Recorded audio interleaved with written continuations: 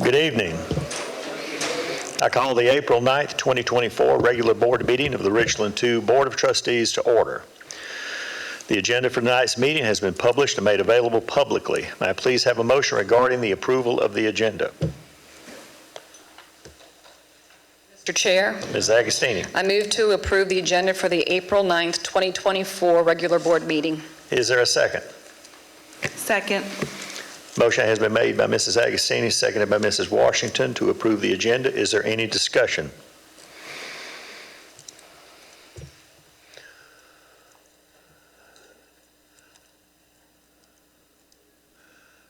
All right, board members, please vote.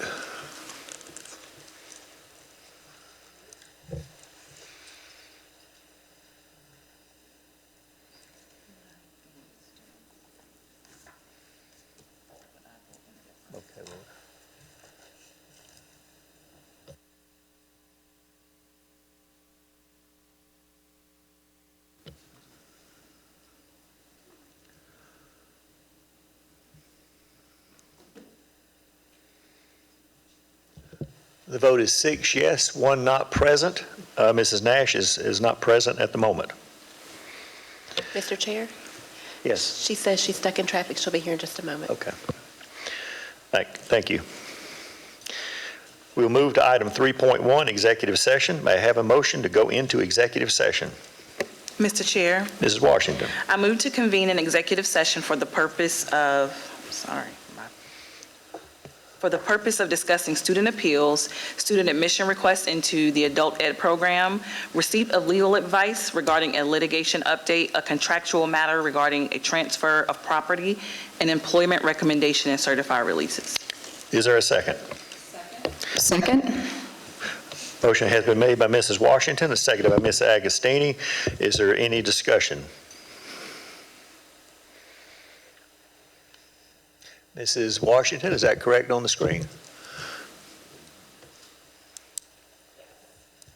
All right, board members, please vote.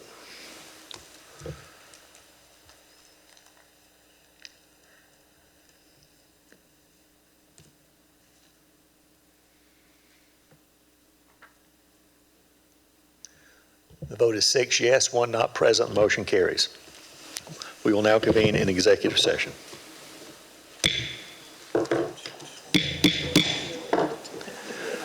May I have a motion to end the executive session? Mr. Chair, Mrs. Washington. I'd like to make a motion to end executive session at 6:27 and resume public session. Is there a second? Second. All right, motion has been made by Mrs. Washington, seconded by Mrs. Nash to end executive session and resume public session. Is there any discussion?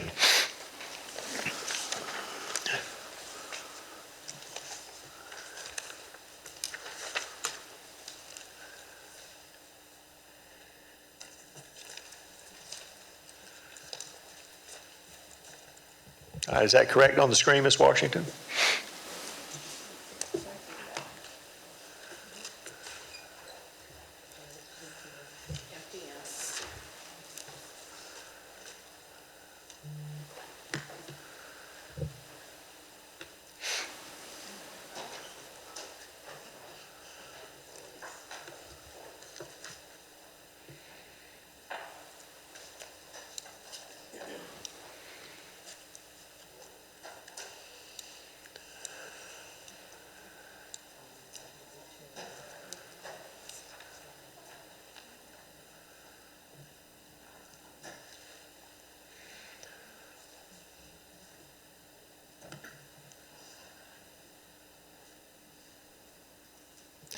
All right, that's now correct, isn't it? Yes. All right, board members, please vote.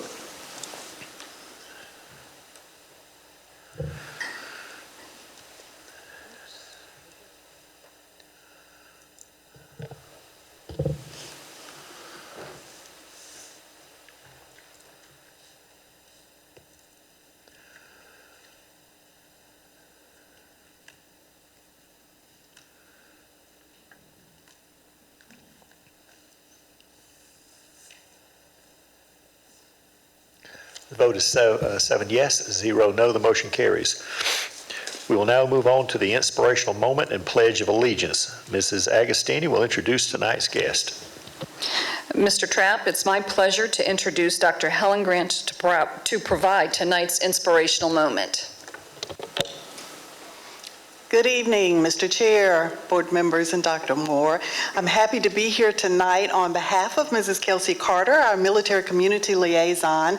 April is month of the military child, but Mrs. Carter is in Florida at a conference for the Dodeo grants that we have, so she could not be here in person, but she left us a wonderful video that we'll share at this time.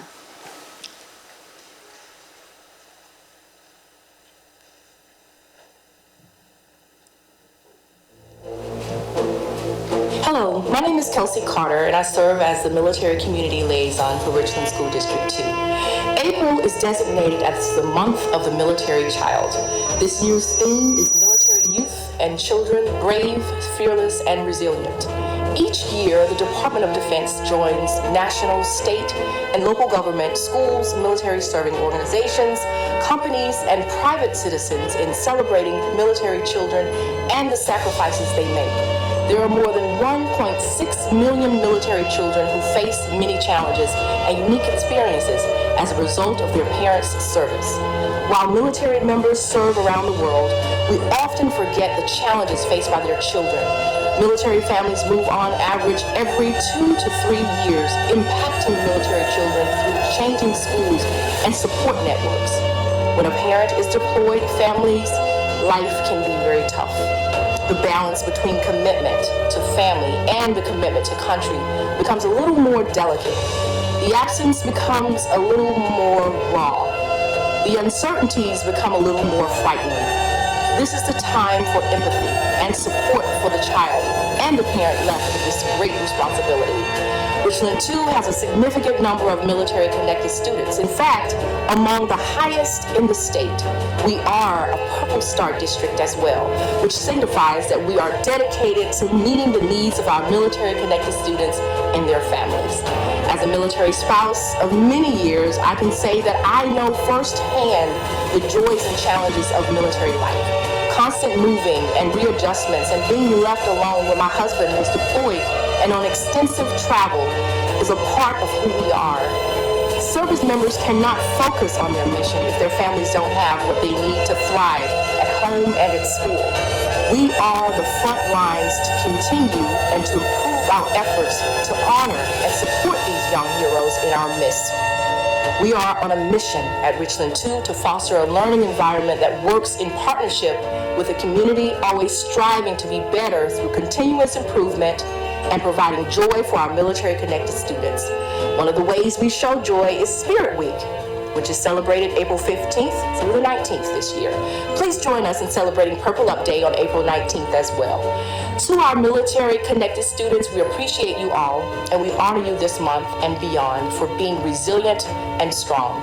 We want you to be purpose-driven and future-ready. Thank you so much, Ms. Carter. Would you please stand with me for the Pledge of Allegiance? I pledge allegiance to the flag of the United States of America and to the republic for which it stands, one nation, under God, indivisible, with liberty and justice for all.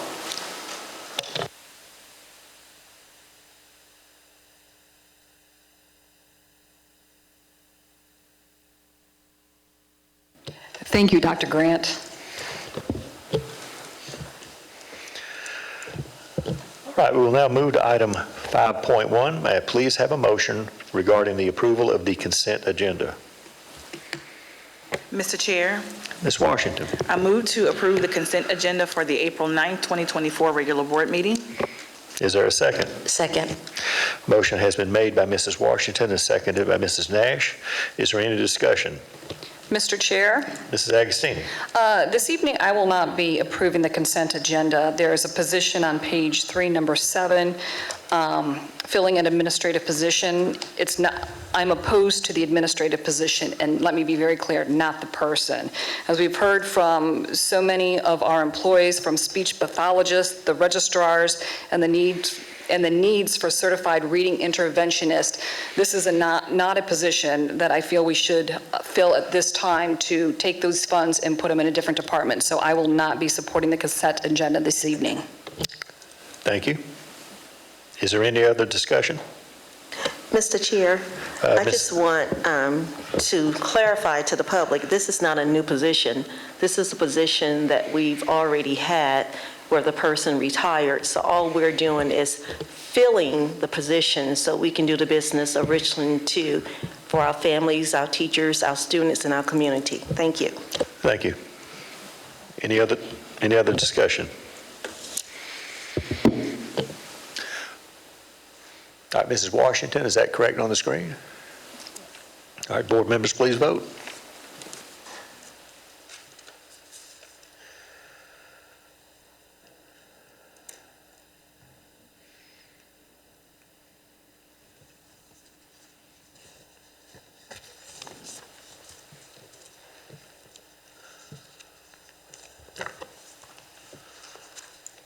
The vote is 6 yes, 1 no. The motion carries.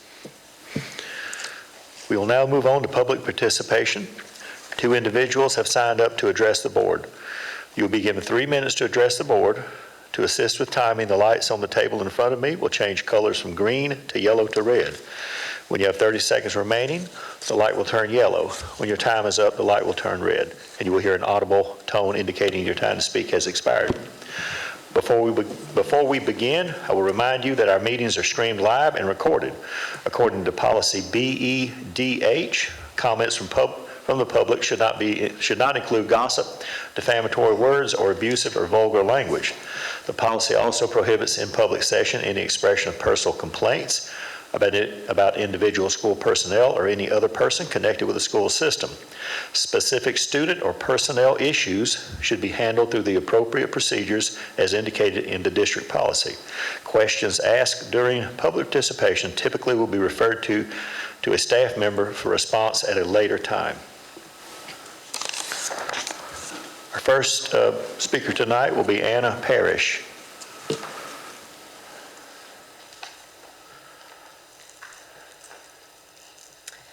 The last time I stood at this podium was during the budget meeting when I referenced my ESL caseload of 74 students. Although I still carry the same load, I'm also cautiously optimistic that improvement will be made. Tonight, I'm standing here for a different purpose. Years ago, I probably would not have attended a board meeting, much less multiple board meetings. So as an educator, why have I attended? First of all, I want to say thank you to those of you who have expressed support and the desire to hear from teachers.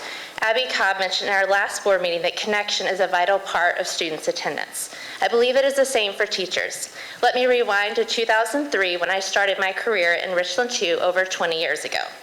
The foundations of Richland 2 in those days were foundations of relationships and a family atmosphere for faculty and staff. My early experiences were just that, incredible. There was a tangible warmth in the air during district events, and I think I can speak for many when I say that teachers felt valued, appreciated, supported, and heard by the district. There was certainly commitment on the part of the teachers to remain in Richland 2. I believe that in some ways you are rebuilding the foundations of Richland 2, and yes, in other ways you are running defense to retain teachers. Some great teachers have left our district. These are challenging times in education, as many teachers are leaving the field and there are fewer who desire to join.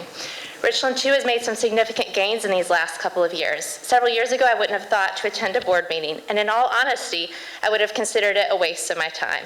And yet here I am because I believe in you and believe that you are capable of impacting the trajectory of our district in significant ways.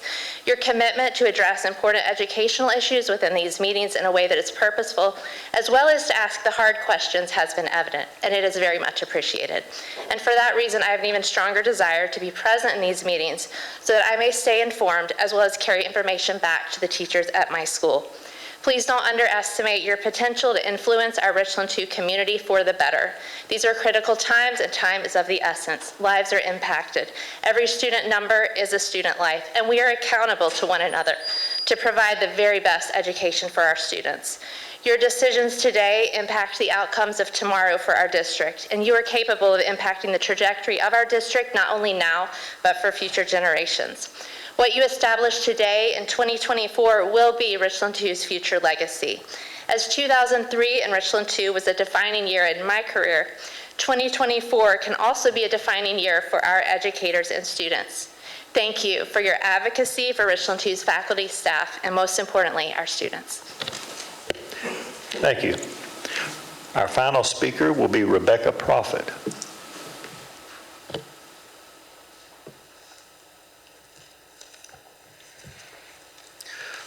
All right, we will move on to voting on executive session items.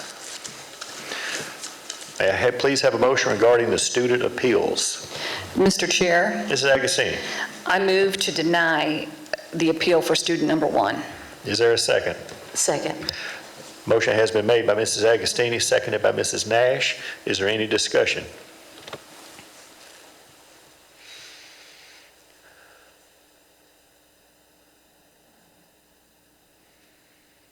Mrs. Agostini, is that correct on the screen? It is. All right, board members, please vote.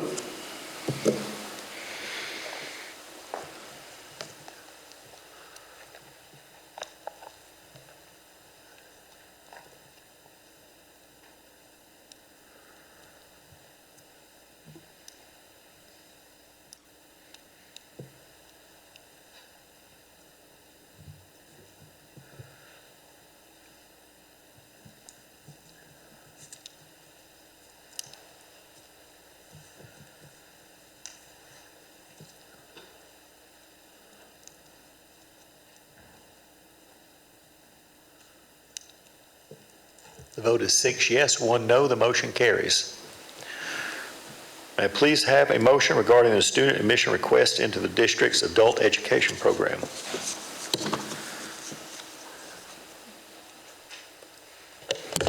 Mr. Chair, Mrs. Open-Scott, or Dr. Open-Scott, I'm sorry. I move to approve the student admission request into the district's adult education program for students 1 through 3. Is there a second? Second.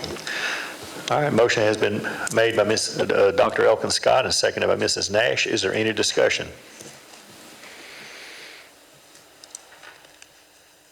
Is that correct on the screen? That is correct. All right, board members, please vote.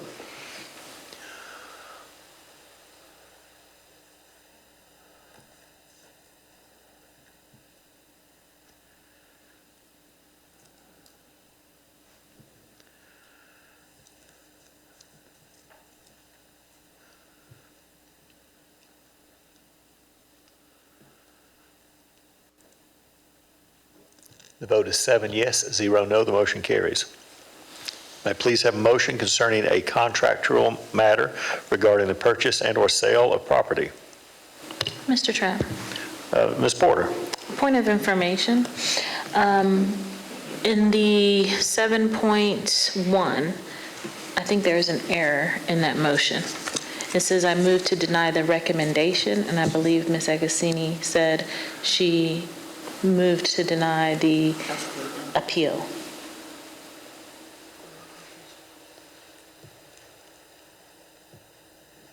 All right, is that, And she is correct, okay. that it was to deny, and I did approve what was put up there. Okay, it's been changed. Thank you. Okay, well, thank you, Ms. Porter. So what did we approve? We denied the appeal. That's not what she typed up there, though. It's on your screen? Is that correct? To deny the appeal for student number 1 is the motion that was made. Yes, ma'am. Yes, ma'am. I move to deny the appeal to student number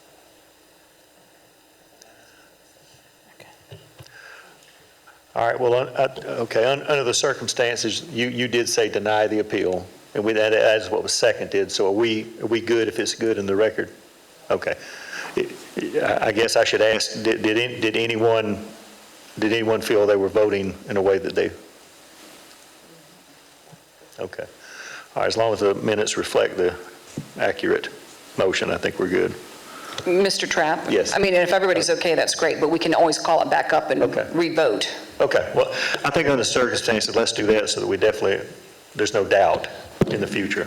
So Mrs. Agostini, would you like to state the motion again? Yes, I move to deny the appeal for student number 1. All right, and that was seconded by Mrs. Yes, Nash I earlier? second that. All right. All right, motion has been made by Mrs. Agostini and seconded by Mrs. Nash to deny the appeal of student number 1. If there's no discussion, let's get that on the screen properly.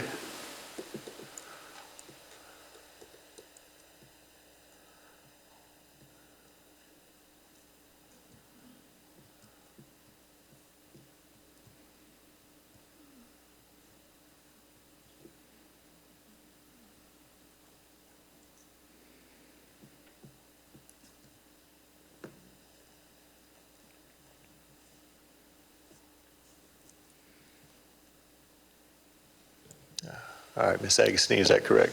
That is correct. All right, thank you. Board members, please vote.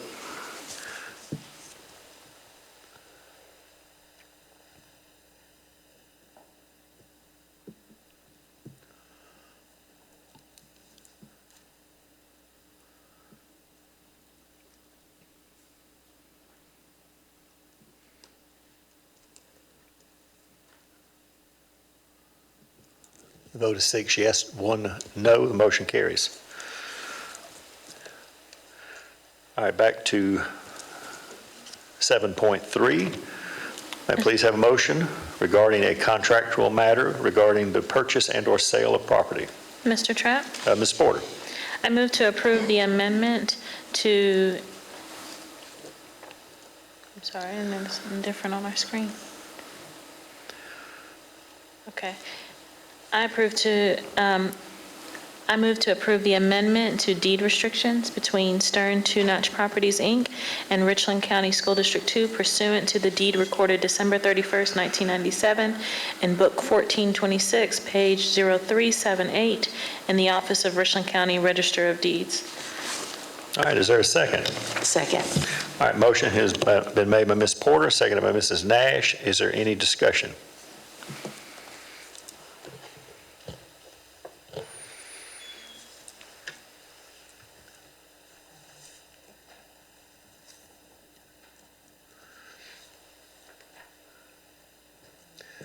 All right, Ms. Porter, is that correct on the screen?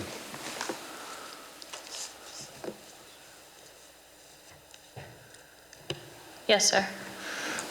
All right, board members, please vote.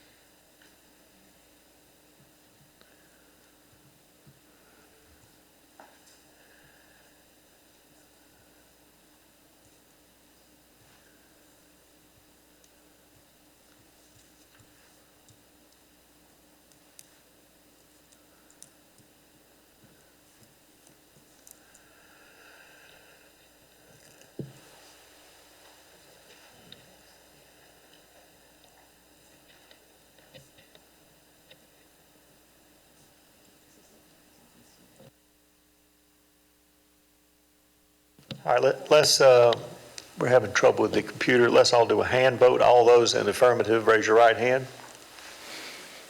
All right, the vote is 7 yes, 0 no. The motion carries. May I please have I'm sorry, I'm on the wrong.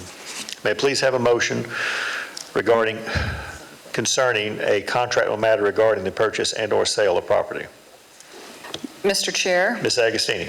I move to adopt the resolution of the Richland School District 2 Board of Trustees approving the donation of real property held by Richland School District 2 consisting of 0.37 acres on the corner of Blythewood Road and Muller Road to Richland County for road widening project.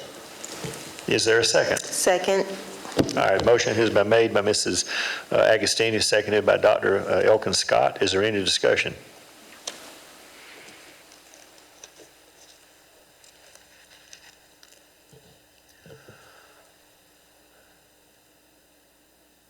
All right, Mrs. Agostini, is that correct on the screen? It is correct. All right, board members, please vote. Are we still out? Oh, there it is. All right, boy, let's hand vote. All those in favor, raise your right hand. It just popped up. No. Well, let's go ahead.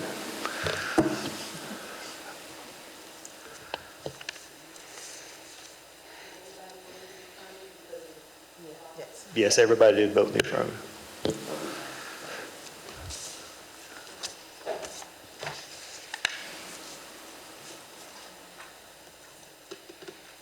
Vote is 7 yes, 0 no. The motion carries. May I please have a motion regarding employment recommendations and certified releases? Mr. Chairman, Mrs. Nash. I move to accept the employment recommendations and certified releases as presented. Is there a second? Second. A motion has been made by Mrs. Nash, seconded by Dr. Elkins Scott. Is there any discussion?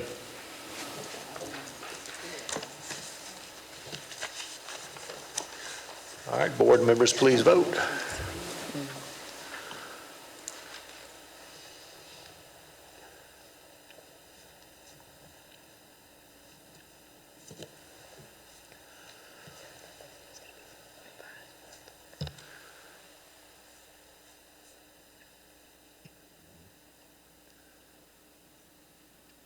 The vote is 7 yes, 0 no. The motion carries. New business action requested. We'll now move on to item 8.1. The agenda item in this section is a proposed letter to legislatures regarding a competency-based instruction letter. Mrs. LaShawna McFadden will discuss a letter with the board. Yes, sir. Thank you, Mr. Trapp. Mr. Chair, in September of this year, the Legislative Committee was approved. When it was approved, we began to review pending legislation from the State House. The committee brought forth several items that we believe would be relevant and necessary to discuss in this legislative session.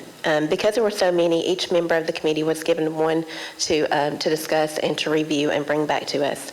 So on October 24th, 2024, the Legislative Committee teacher representative, Ms. Lisa Ellis, provided a summary of the House Bill H3295, competency-based education. We learned that the R2i school, which is Richland's 2 online school, virtual school, was already taking advantage of the benefits of this bill. Upon speaking with district administration, we will be applying for this program for the 2024-2025 school year. As Ms. Abby Cobb stated at the last board meeting, she and her team are already working towards figuring out the process for our schools in the upcoming school year.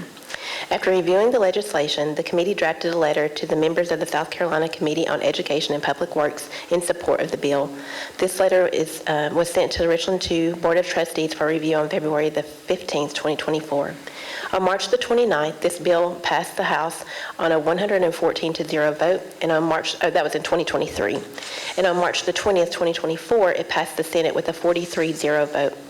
As of March the 21st of this year, this bill has passed 3 readings in both the House and the Senate, and it was ordered to be changed from an act and enrolled in ratification. That means that the only step left is that the governor needs to sign it. This letter only seeks to show the support of Act 3295 and to thank our legislatures for their commitment to our students, teachers, and families. Mr. Chair, I would like to make a motion to instruct administration to send this letter to the members of the South Carolina Education and Public Works Committee.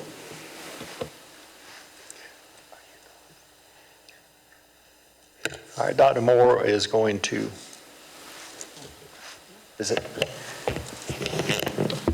If the board has any additional questions that's related to this letter, Mr. Arthur Newton will be happy to come to the podium and address them. Point of order, Mr. Chair. Ms. Agostini? We need a second before discussion begins. Okay. Second. Oh.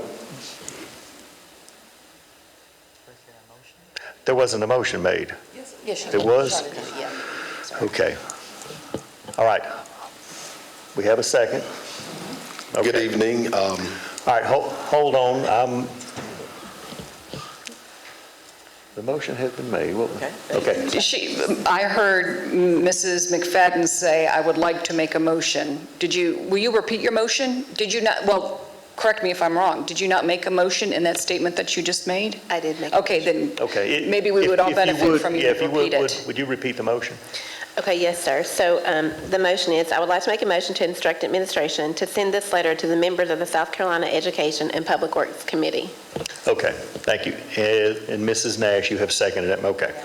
And if y'all will forgive me, I was looking at the script trying to make sure I was in the right place. So, all right, so we have a motion by Mrs. McFadden, seconded by Mrs. Nash. Is there any discussion regarding the motion? Mr. Trapp, before we open up for discussion, I'd just like to have a point of clarification. Okay.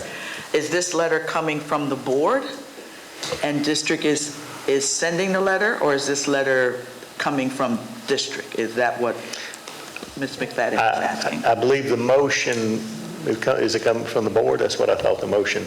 Yes, so what it is it's simply a letter from the board. I would like the board to vote on it to ask if we can send this letter as a thank you to our legislators. Much like we get a lot of information from Mrs. Debbie Elmore, who says, write your legislators and ask them. So as a group, I'm asking if our board wants to send this letter. It's not necessary, but I think it would be a good introduction and something for us to do.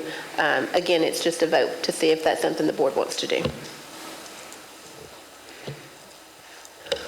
Mr. Chair? Was that you, Ms. Porter? Yes. Yes, Ms. Porter.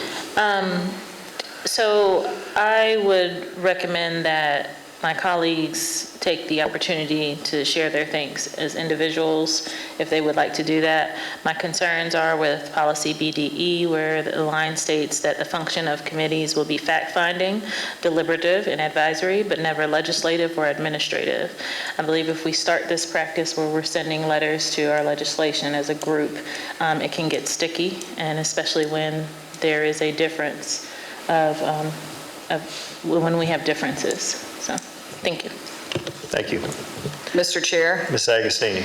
And for the exact reason that Mrs. Porter just said, that these letters should be coming from individual members, that is not the role of a special or an ad hoc committee to do, as it states in policy BDE, legislative or administrative work. So I will not be supporting this because that is not the role of a special or an ad hoc committee. Thank you. Thank you. Any other discussion? Just for clarity to Mrs. McFadden, are we just sending one letter to the House and one letter to the Senate? Or It's going to be specifically to the members of the South Carolina Education and Public Works Committee. to the members of that one committee? Yes, and Okay. I understand Ms. Porter and Ms. Agostini's concern. However, when we started this committee, there were no guidelines as far as what we were going to do, and this is not out of the purview because school districts do this all the time when they have all of their members come and vote on something that they support.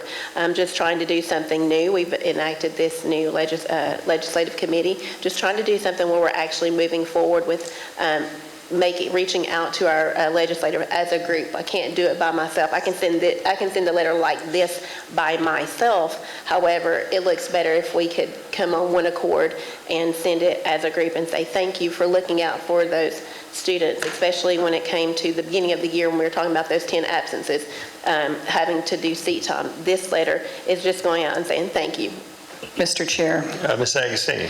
And first, let me state, Mrs. McFadden, I do appreciate the hard work from you and all of your people on the committee, but there are, in fact, guidelines in policy BDE, board committee, that guide what the roles and the responsibilities are of a committee, and legislative and administrative is not one. Thank you. Yes, ma'am, thank you. This isn't legislative. This is a thank you letter. All right, any other discussion? Mr. Chair? Mrs. Washington. Yes, thank you. So I absolutely do appreciate And I think one of the things that we had talked about as a board, as a whole, was to be able to build those relationships. I was thinking more we were going to send this to our delegation who voted on behalf of this because they represent Richland too, to be able to say thank you for supporting. And then in addition, to be able to let them know how do we already utilize this so that they know that what they voted on for the constituents that they represent, that we already have a plan in place and it's something that we're already working on. That's something that I would have liked to see in the letter. And I would have liked for it to be able to go instead of to a committee because it's already passed both the House and Senate, but for us to be able to extend that thank you to the folks that represent us in our district. And again, just letting them know the benefits that's going to be for the Richland 2 students. So thank you again for putting that together. That's something that would be a revision that I would recommend to the committee if we decide to send a letter. Thank you. Is there any other discussion?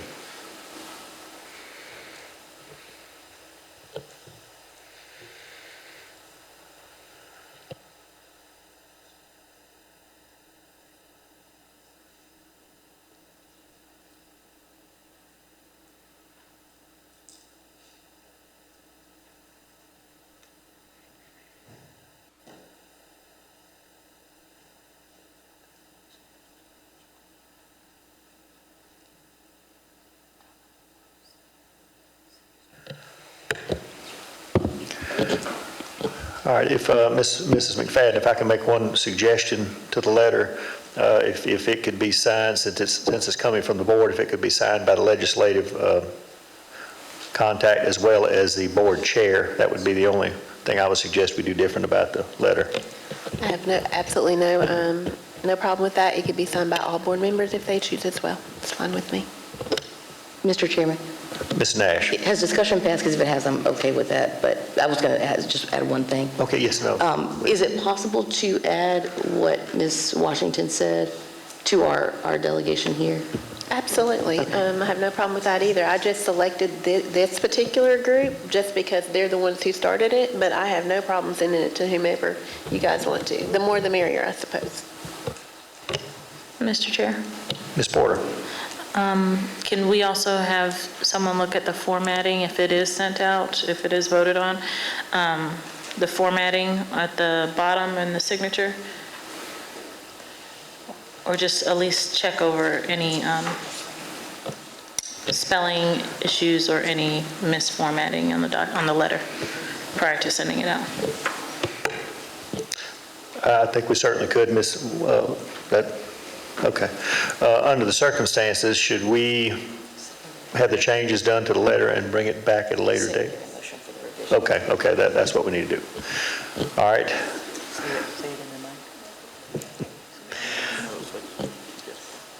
All right, so would someone like to make a secondary motion to add some of the changes to the letter?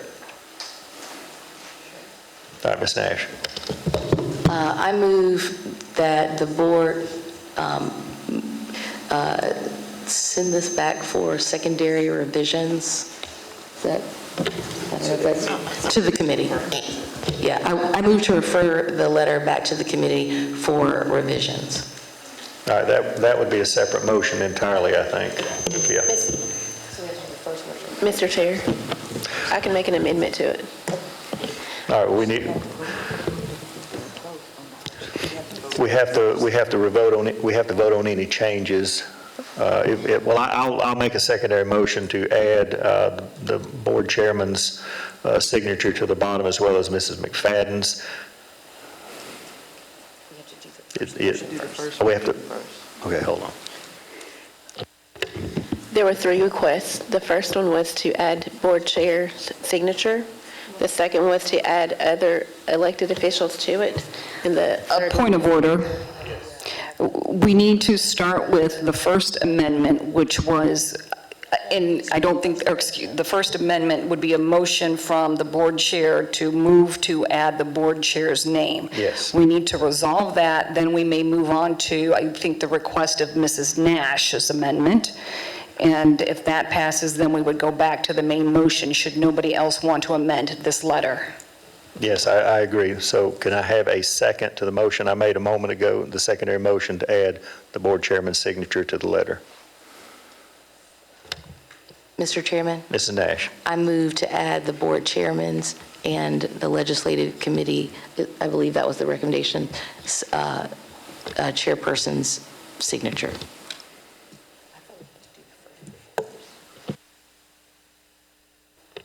Second. All right, hold on. We did not get a second. Did we get a second? Ms. McFadden. Okay, Ms. McFadden, you seconded the motion. Okay. All right, we need to vote on that motion, and then we'll come to you, Ms. Nash.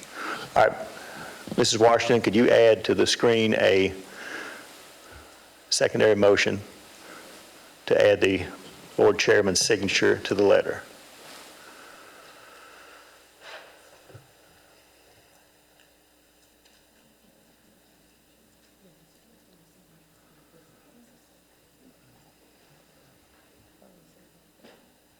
Mr. Chair, Mrs. Porter? are we not supposed to vote on the main motion first before making these No, changes? because we're modifying the letter. In my mind, since we're modifying the letter, we need to do the amendments first. Because the primary motion is to approve this letter, and if we're going to modify the letter, we need to modify it before we approve it or not approve it. Okay, well, there was another amendment, and that was to check over the spelling and formatting of the letter. That would be the third Yeah. one to cover then. Do I need to make a motion for that? Mr. Chair, Mrs. Agostini? just to try and explain, so each one has to be done separately and voted on separately, so that yours will be the third one.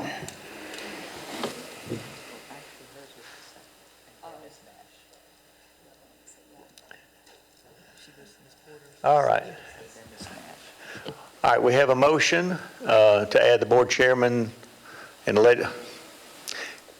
could you remove the legislative committee chair? Oh, I'm sorry, I thought that's what you said. Well, no, this motion is to add the board chairman's signature to the letter, so that's all it needs to be. Because the legislative committee chair's signature is already on the letter.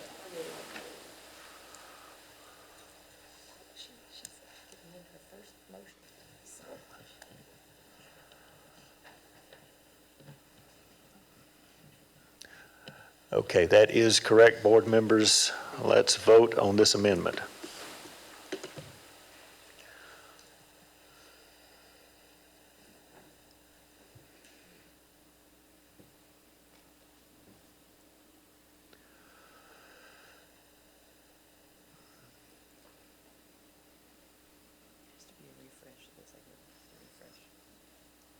Mine just can't back to refresh.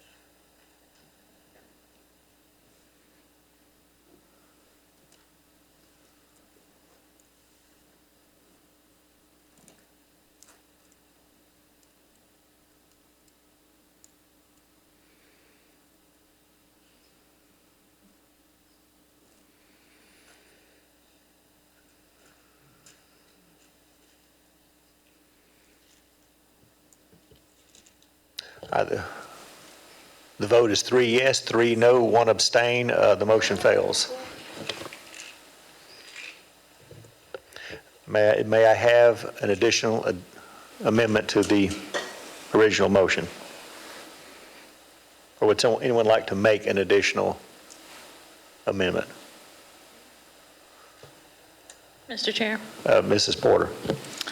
I move that the letter, if it's approved, that it's sent and reviewed for spelling errors and formatting errors. Is there a second? Second.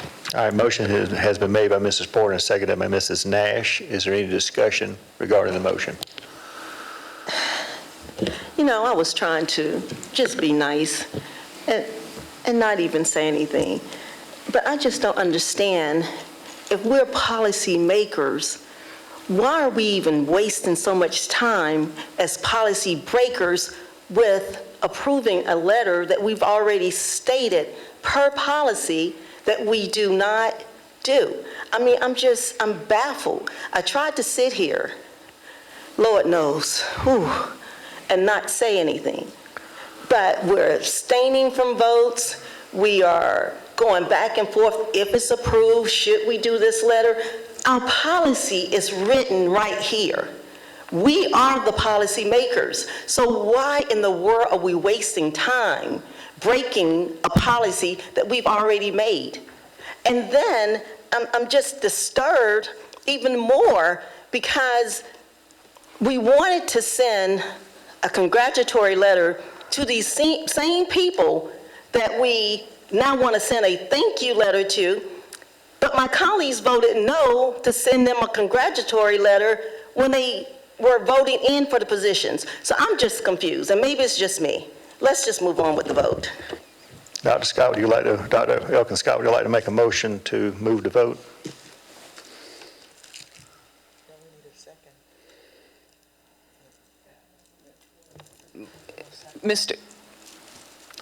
Was there a second on the motion? Oh, okay, so the motion, ask for a second again, Mr. Trapp. Was there a second on the, Ms. Porter?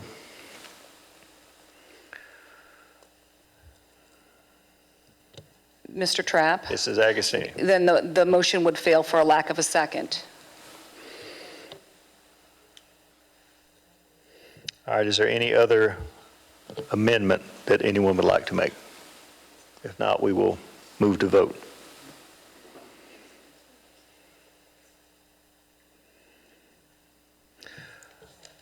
All right, the original, can we get the original motion back on the screen? You did say. All right, Ms. Porter, is that motion correct on the screen? All right, Ms. Nash did second it. Is there any discussion? All right, board members, please vote.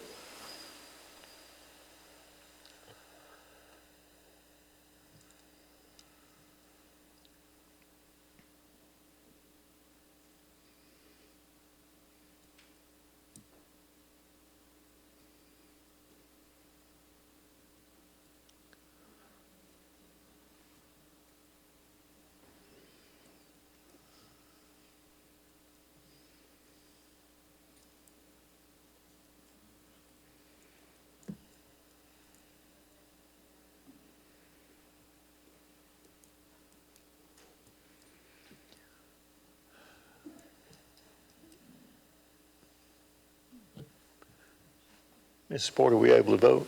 Yes, sir. Okay, so the vote up there is accurate. All right, it's 3 yes, 4 no, the motion fails. If we may have the original motion placed back on the board.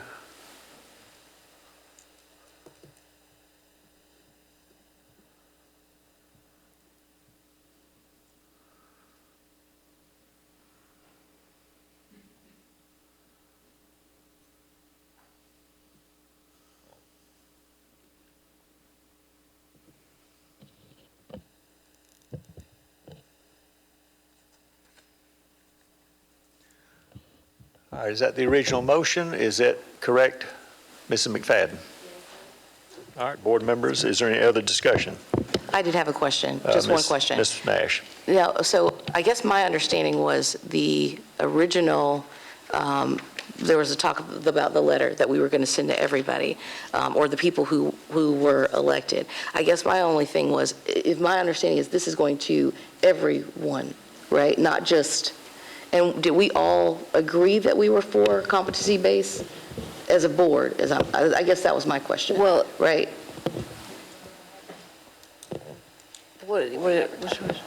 As far as competency-based, that was something that, like, in the feed, so did anybody provide feedback? No one. Well, she sent me something yesterday about maybe changing the language at the last line, but it hasn't necessarily been signed yet. It's done, but it still has to be signed. Mr. Chair, may I answer the question? Ms. Porter, yes. Yes, I shared concerns about the policy and the letter and all actions from the committee. I sent it to the chair as I should. All right, any other discussion regarding the motion? All right, board members, please vote.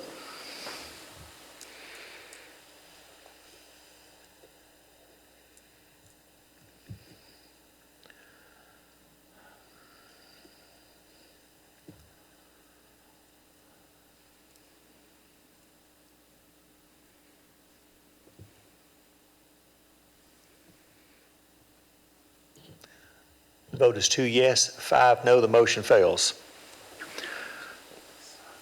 We will now move to legislative update.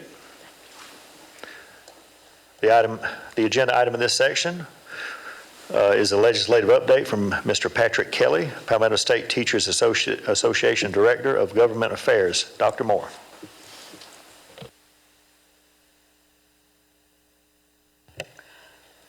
Thank you, Mr. Chair. I'd like to ask Mr. Kelly to come and present to the board members, and if there are any questions, he'll be happy to address that. I do want to just inform for public record that Mr. Kelly is an employee of Richland 2 School District, but tonight he is here in a different capacity as a representative of the Palmetto Teachers Association. Thank you, Dr. Moore, Mr. Chair, and members of the board for having me tonight. Excited to share some updates with you tonight about what's been going on at the legislature as they hit the home stretch. They have 14 days remaining in the session. Not that anybody has a hard count on that number, but it is 14 until they adjourn. A couple things just to ground where they're at in this session. Obviously, it's the second year of a 2-year General Assembly, and so there's some important dates, one of which is tomorrow, is the crossover deadline, and that's a wonky way of saying that if a bill has not made it from one chamber to the next by the end of the legislative day tomorrow, that it's not impossible for the bill to become law, because nothing's impossible until they gavel out, but it's highly unlikely that a bill would become law. So tomorrow will be the barn burner day to get final things across the finish line to go from the House to the Senate, but not the other way, because the Senate's not in session this week, so their work is done in terms of sending bills to the House.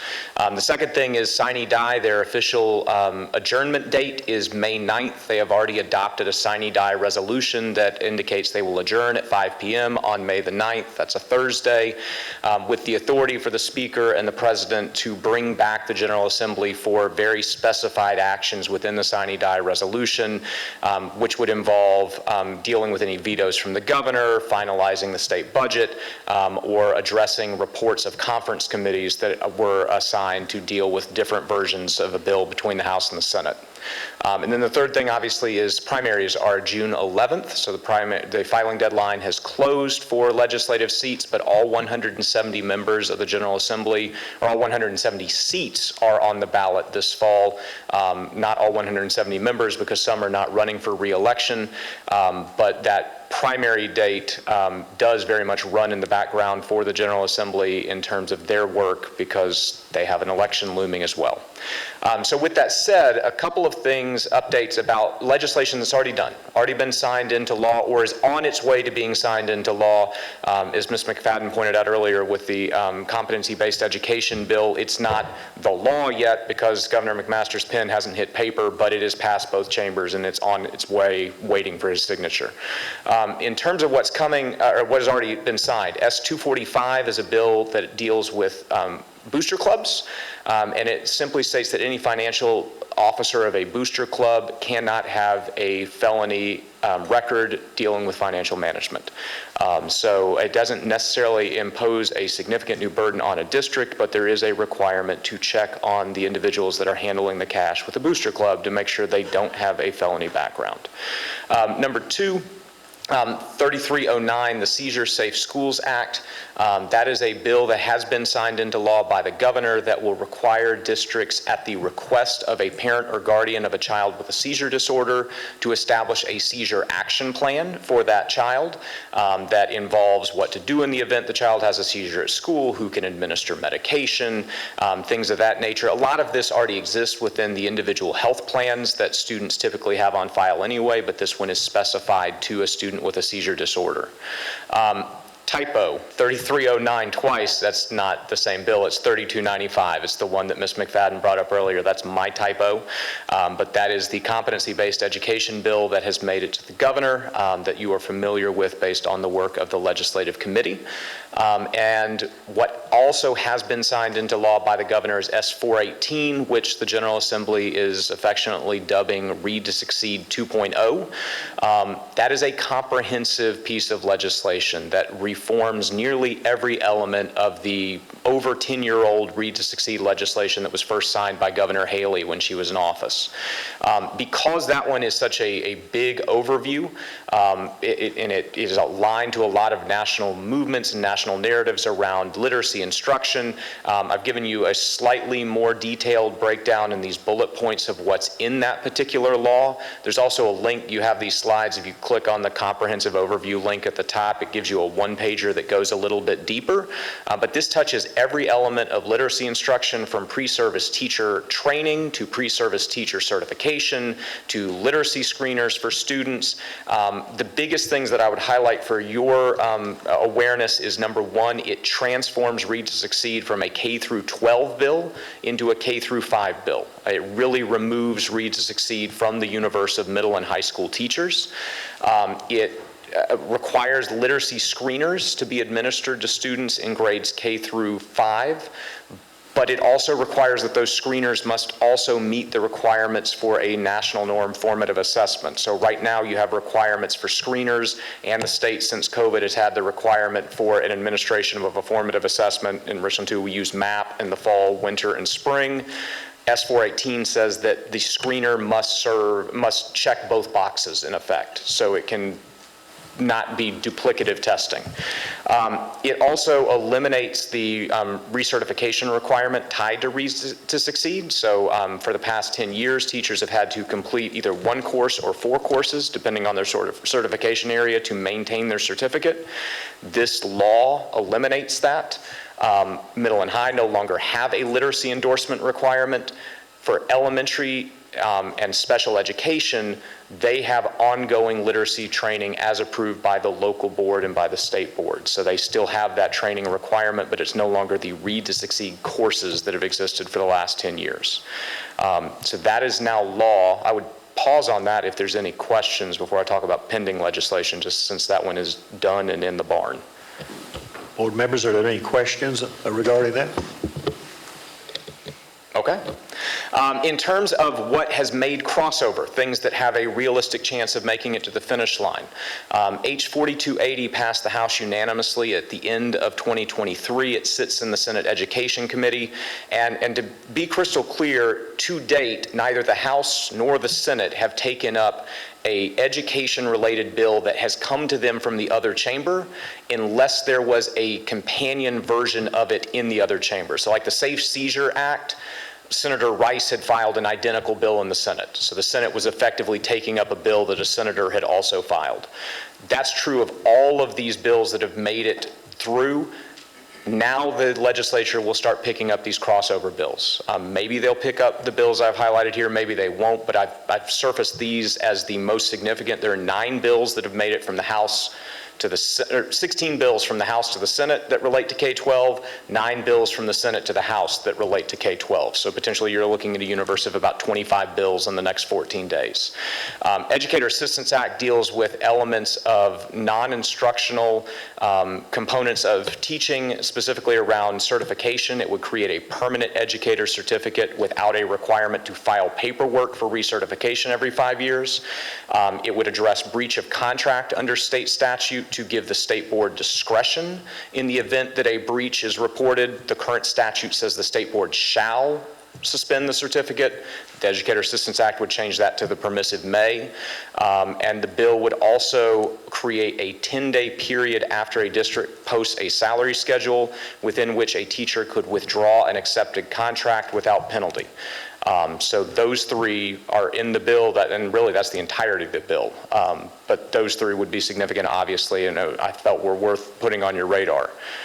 Secondly, H 4700 has made it from the House to the Senate, and it has already had one Senate subcommittee meeting with another coming soon. It is a bill that deals with minors in social media. The bill states that every social media platform that operates in the state of South Carolina would have to conduct age verification on users. And if a user was a minor, they could not have an account without parental consent. The bill further states that a minor's account, even with parental consent, the platform would have to make commercially reasonable efforts to prevent that minor's account from being exposed to pornography or anything that advocates for self-harm, imminent lawless action, or destruction of property in a public school building, aka TikTok challenges and restrooms. And finally, for your awareness, the bill would require the State Department of Education to create some model lessons around safe and effective use of social media that districts could use. It would not be it's not a mandate, thou shalt, it's a State Department shall create model lessons that would be available to districts. S-125 passed the Senate unanimously last year. It sits in House Education. Currently, math and science majors at South Carolina colleges that receive Life or Palmetto Fellows receive an enhanced scholarship in their last 3 years of college.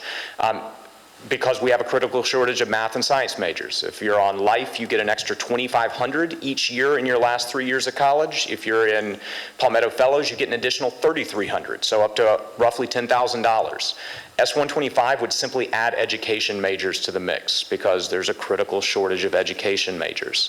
The bill is a little different, though, in the sense that it creates a work service requirement for those education majors similar to the Teaching Fellows program. So for every year that a student received the enhanced lottery scholarship as an education major, they would owe a year of service in a public school to the state. Failure to do so would turn that scholarship into a effectively repayable loan. So that would be similar to Teaching Fellows. H5164 passed the House about 4 weeks ago, and I've got a slide coming specifically on that bill because it's a comprehensive bill. This is another 12-pager plus that I think is worthy of your attention. And another one that I'll mention with additional slides is H3728, the Transparency and Integrity in Education Act, has passed the House, it has passed the Senate, but it did so in dissimilar forms, so it is currently in conference committee. So the first one that I kind of peeled out for additional reference for you is H5164. It deals with the state's new education scholarship account program that has gone into operation this year. The first wave of applications for that ESA program closed a few weeks ago. And just as a refresher, an ESA is a ability for a family to receive funding from the state to expend on a prescribed list of allowable educational expenses for a child. That could be tuition to a private school. It could be cost of attendance to a non-residential school district. So if a Richland child went to Fairfield and Fairfield charged a residential cost of attendance rate, the ESA could be used for that. It could also be used for tutoring expenses, computer equipment, national assessments. There's a whole range of services. This year, there are 5,000 ESAs available at $6,000. For a student to be eligible this year, they must meet 2 criteria. They must first have been prior enrolled in a public school, unless they're rising kindergartners. So a child that was in a private school last year would not be eligible to apply for an ESA this year, and was not because this is already in place. And the second criteria is income-based. The child must live in a family that is at or below 200% of the federal poverty line, which for a family of 4 is about $62,000, $63,000 a year. 5,000 of those scholarships are available this year. The department received about 8,000 applications for those. Of those, they've already had to kick out several because they did not meet eligibility criteria, one or the other. They have not given a final number on how many applications were actually eligible, or if they have, I haven't seen it publicly stated. But that program's in place. Now it is pending before the state Supreme Court. They have heard a challenge to whether it is constitutional under Article 11 of the state constitution. But as the program stands, applications have been received, vendors have been approved, there is a payment portal, and the state can start transferring money into the accounts. And the way it works is it is not There's some states in the past that have done things like this and given a debit card to families, and just to be frank, that has not gone well in terms of effective use of funds. This is not like that. It is an online payment portal that a family receives access to, and then the family can direct the money only to the approved vendors within the payment portal. So you can't go get your hair done, as was done in several states with debit cards. So that is the law. H 5164 takes that existing law that was really introduced in the House, in particular over the last few years, as a 3-year pilot program, because you can see in that green column that it phases in over a 3-year period. H 5164 effectively removes the pilot element and makes it a full-blown, what the proponents of the bill would call universal program, meaning that there is no criteria for applying other than just be a resident of South Carolina. No prior enrollment in public school required, and no income threshold starting in 2026. And so I've provided the chart just to give you some of the areas where the existing program differs from the pending program that, again, has passed the House. It has not received a hearing in the Senate. Anything is possible in 14 days. I'm going to tell you that that would be a heavy lift for the South Carolina Senate to get this bill done in 14 days, simply because one of those weeks for them is their budget week. So they have even fewer days to take up non-budgetary bills. But if the Senate doesn't take it up this year, it is likely to come back next year in a similar form. So I wanted you to be aware of it and see it. The other thing to put on your radar, because of that universal element, anybody being eligible, from the state's own fiscal impact statement, there's 2 things that change this bill in terms of potential impact on not just district finances, but state budget in general down the line. The current program freezes the amount of an ESA at $6,000 per student. H 5164 would tie the amount of the ESA to any increase in the state aid to classrooms program, which is the primary funding line to school districts from the state. So if Richland 2 received 2% more in state aid to classrooms from the state, ESA dollars must go up by a 2% amount as well, which is why you see an increasing amount and this is the state's Revenue Fiscal Affairs Office chart pulled directly from them.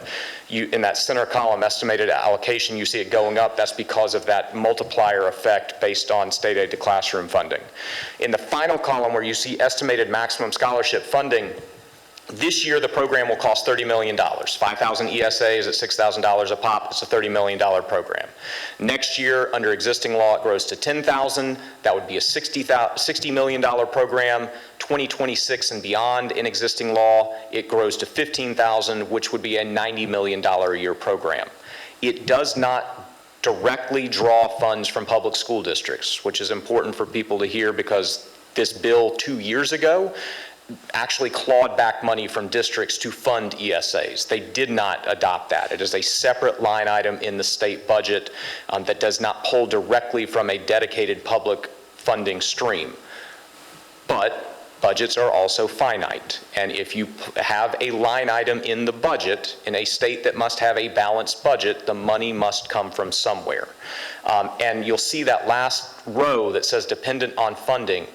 RFA's estimate, if you read that paragraph, is that in 27-28, there could be up to 185,000 students that apply statewide for an ESA. That's based on the record of other states like Arizona that have recently gone this route. By RFA's projection, that would be a $1.4 billion annual price tag on this program. The state budget itself is a $13 billion budget. So it has a significant fiscal impact to the budget.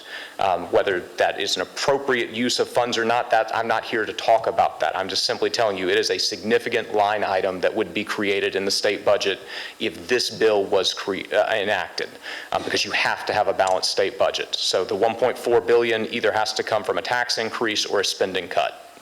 Simple as that. So that's H 5164. The other bill that is kind of pending is the Transparency Act. Right now, there's a proviso in state law that I think you're familiar with, the partisanship curriculum proviso, that lists out 7 different things that school instruction or professional development cannot engage with. Even though this proviso never says critical race theory on the floor of the House and the Senate, this is the critical race theory proviso in the budget. That is the language that's been used by the legislators. So this is a prohibition on that. That has been in the budget since 2021. The Transparency Act is an attempt to codify that because provisos exist from year to year in the budget. They're not permanent state statute. And the Transparency Act is much more comprehensive. The proviso is simply a list of 7 you shall nots, but it does not say what happens if someone does one of the 7 things, which has led to, frankly, a lot of confusion. You've had lawsuits against school districts because the proviso doesn't say what happens if a district allegedly does one of these things. The Transparency Act has prohibitions. They are the same as the proviso, with one exception. The proviso says that instruction cannot cause a student to feel discomfort, anguish, or psychological distress on account of race or sex. That is removed from the Transparency Act, but all of the other prohibitions are there. It has a column in the middle of protections. They are things that, in spite of the language in the Transparency Act, the General Assembly wants to make clear is protected instruction. You'll see slavery, you'll see Jim Crow, you'll see history of oppression of groups on the basis of race or gender in that middle column. And then the final column is the procedural actions in the event that there is an alleged violation of the Transparency Act. The 2 red cells at the bottom are the primary reason why this bill is in conference committee. The House had added language that did 2 things. Number 1, it stated that if any curriculum or instructional material was added to a course after 3 days of instruction, or after the start of the school year, you couldn't use the new instruction unless you posted it at least 3 days prior to use. The Senate stripped out that language. The House also had a provision, that final red cell, that said that any parent or guardian, and it did not specify parent or guardian in South Carolina, it said any parent or guardian would have a private cause of action to file for injunctive relief against any school district in South Carolina to block any instructional activity that the parent or guardian felt was in violation of the Transparency Act. So it effectively would bypass the complaint process in the procedure column and allow you to go straight to court and sue the district. The Senate stripped that out. So the conference committee's job is to determine, do you take the House position, the Senate position, do you let the bill die? Or they could ask the House and Senate to give them free conference powers to rewrite those provisions, but that would require another vote of the House and Senate. 14 days to go. If that doesn't make it to the governor by the end of the session, then even though this has been sitting in conference committee for almost 12 months, it's dead. Last thing that I'll mention just for your time, state budget update. The General Appropriations Act is in process. The House has passed it. The Senate Finance Committee is meeting this week on the budget. They will have it completed probably tomorrow, Thursday at the latest. And then in 2 weeks, the full Senate will take up the budget. I had a timeline, I forgot. So the House has already passed it. During that week, Senate Finance, we sit in the Senate Finance week. Full Senate's April 23rd through 25th. And the budget should be completed by May 9th, but I said should because the sine die resolution would allow them to continue to negotiate past that point. And as you know well, last year they went well past their sine die date as they were talking about a veterinary school at Clemson and the House and Senate not being able to agree on that. So this could extend beyond the 9th. In terms of what is actually in there, a couple of new provisos to put on your radar. 1.103 is in the House version, and the Senate Finance Committee has adopted it with a mild amendment. What the Senate Finance Committee has done is the proviso is titled Anti-Bullying School Safety. It's a cell phone proviso, just point blank.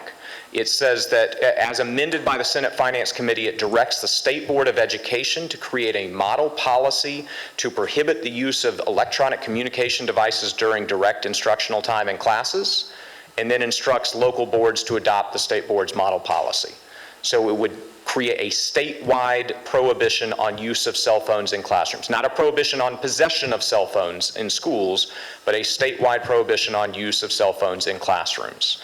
That was in the House budget. It has now been in the Senate Finance Committee, so that's likely to get past the Senate as well. The Senate has added a ton of provisos in the last 24 hours. So I can see some of you have slides you printed prior to this morning. I updated this because Senate Finance met today, and so we were amending on the fly, and thank you to Greg and his team for allowing me to amend on the fly. There is a proviso that's been introduced by Senate Education Chair Greg Hembry that addresses a potential loophole, and I'm using the language of the Senate Majority Leader, not my own here, in the recently passed constitutional carry bill. As I think you are aware, that bill makes any legal firearm owner in South Carolina 18 or older able to possess a firearm in a secured car on school property, because that has been the law for CWP holders for a long time. I don't know how many years. Obviously, the problem with an 18-year-old is that an 18-year-old could be an enrolled student in your school. And state statute requires mandatory expulsion of a student in possession of a firearm on campus, but state statute now allows them to legally possess the gun in their car, which is kind of an awkward position legally to expel a student for something that's not actually a criminal act. Hembry's proviso would simply state that a student enrolled in the school may not possess the firearm on campus. But there will be a challenge to that on the floor of the Senate in 2 weeks. The author of the constitutional carry amendment has already made it abundantly clear in finance today he will raise a point of order that it is not allowed under Senate rules because the Senate can't modify existing state statute via proviso in the budget. So it will be a decision for the President of the Senate on whether he allows that to get in or not. School nurse unencumbered time was adopted today by the Senate, but they adopted it as a encouragement, not as a mandate. So what it says is it says that the State Department of Education is encouraged to work with local school districts where practicable, I think I said the word right, to ensure that school nurses have 30 minutes of daily unencumbered time. Subsequent to me sending these slides to Greg, Senator Johnson also added pre-K teachers to that as well, because the existing unencumbered time policy encompasses teachers in grades K through 5 in special ed. But if you're a public pre-K teacher, you could literally be teaching next door to the kindergarten teacher who got unencumbered time, but the statute doesn't apply to you. Senator Johnson heard from his constituents, but it is again worded as an encouragement, not as a legal mandate. They didn't want to mandate it in proviso. They would rather do that in statute. There's a proviso that is under debate that would give the state superintendent of education to declare a state of education emergency in a district after an inspector general report. So currently, law for the last 2 years has allowed the state superintendent of education to declare a state of educational emergency in a district based on academic performance over a period of years. And in such an event, the state superintendent can effectively remove the school board. The State Department takes over the school district for a period of time to be determined by the state superintendent of education, and then returns it to a newly elected local board's control. This amendment, this proviso, would expand that power to also encompass an event where an inspector general the state inspector general, not an inspector general, the inspector general has completed a report that found malfeasance, waste, fraud, a couple other things down the line, but it is clearly targeted at financial situations where the state superintendent could use that as justification. That also will be challenged on the floor as being out of order. Senator Jackson from Richland County already announced he's bringing that same challenge that's coming on constitutional carry on that particular proviso. But that proviso, it was publicly stated, is at the request of the State Department of Education. So even if it doesn't get into the budget this year, it is likely to come back next year as a standalone bill. There's a proviso that the Revenue and Fiscal Affairs Office this year rolled out a financial dashboard for districts where you can see how money is being allocated within districts. Some districts participated and some apparently didn't participate as well. I don't know who's who. I just know that they were lobbing shots at unnamed districts yesterday. And so a proviso has been added that if a district does not adequately participate in RFA's financial dashboard, the department can withhold 10% of their state funds. And then finally, there is a proviso that would require a fund balance report for districts. but not on a daily basis. It would be a 12-month average basis, because I think as Senator Hembry explained it, school finance officers had educated him on how the fund balance can vary from day to day based on district expenses. So instead of fixating on one snapshot in time, the reporting requirement would be a 12-month average of a district's fund balance to get what the Senate would consider to be a more accurate picture. And then finally, the last thing everybody is interested in is the actual numbers. So the highlights of this $13 billion budget.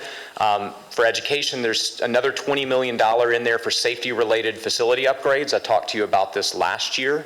It's a new program to allow districts to draw down state money for permanent facility upgrades related to school safety. There was $20 million in last year's budget. There were $40 million in requests from districts. So they're putting $20 million in the budget again this year.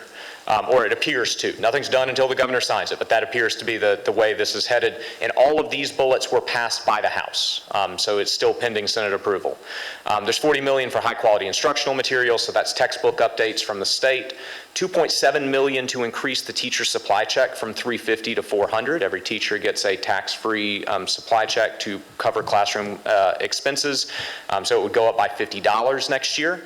$5 million for a school mapping project that would be housed within the State Department of Education. Basically what this is a software that was developed by the U.S. military to allow for real-time responses.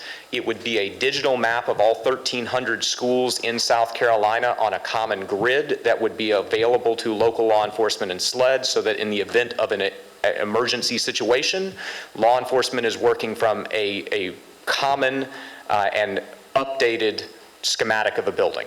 And I think we know from recent tragedies in schools how important that is for law enforcement to know where they're going in a building.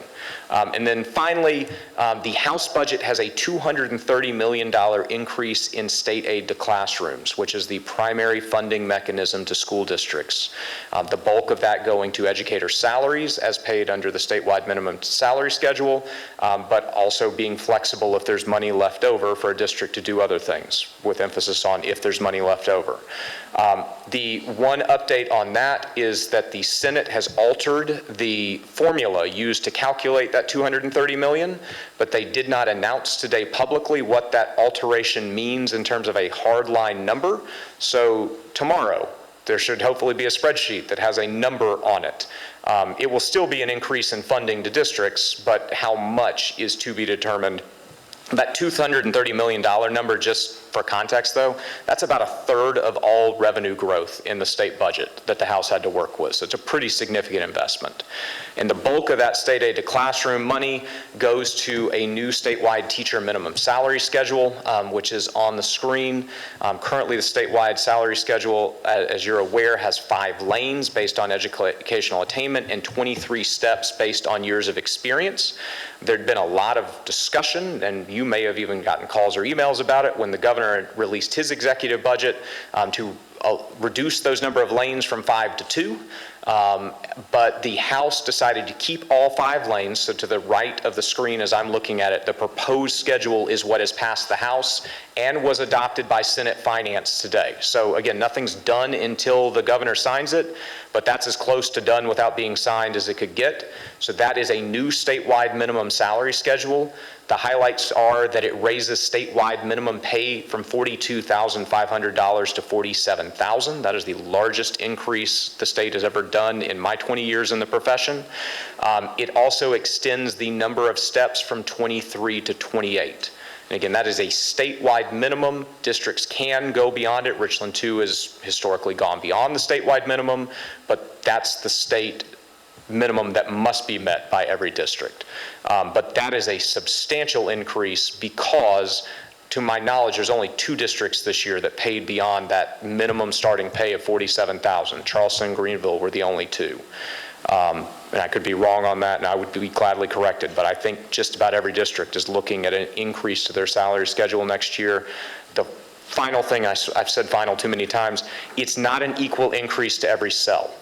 So teachers over the last 3 years have received a $2,000 increase, a $2,500 increase to every cell on the schedule.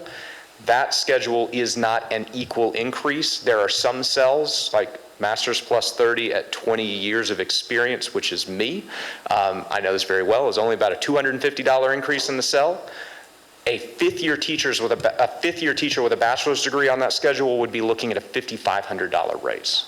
And so the House skewed money toward the front because that's where teachers are leaving, and then they spread it out over the back because they wanted to get steps to 28 because you can't retire before 28 years, and the statewide teacher task force report had recommended getting to 28 steps.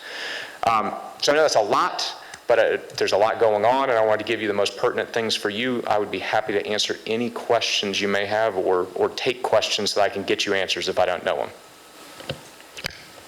Thank you, Mr. Kelly. Any board members or any questions or comments? Mr. Chair? Ms. Porter? Yes, slide 13, where it's stated the $20 million for safety-related facility upgrades. So I just wanted to, I think I already have the answer to this, but I want to hear from you.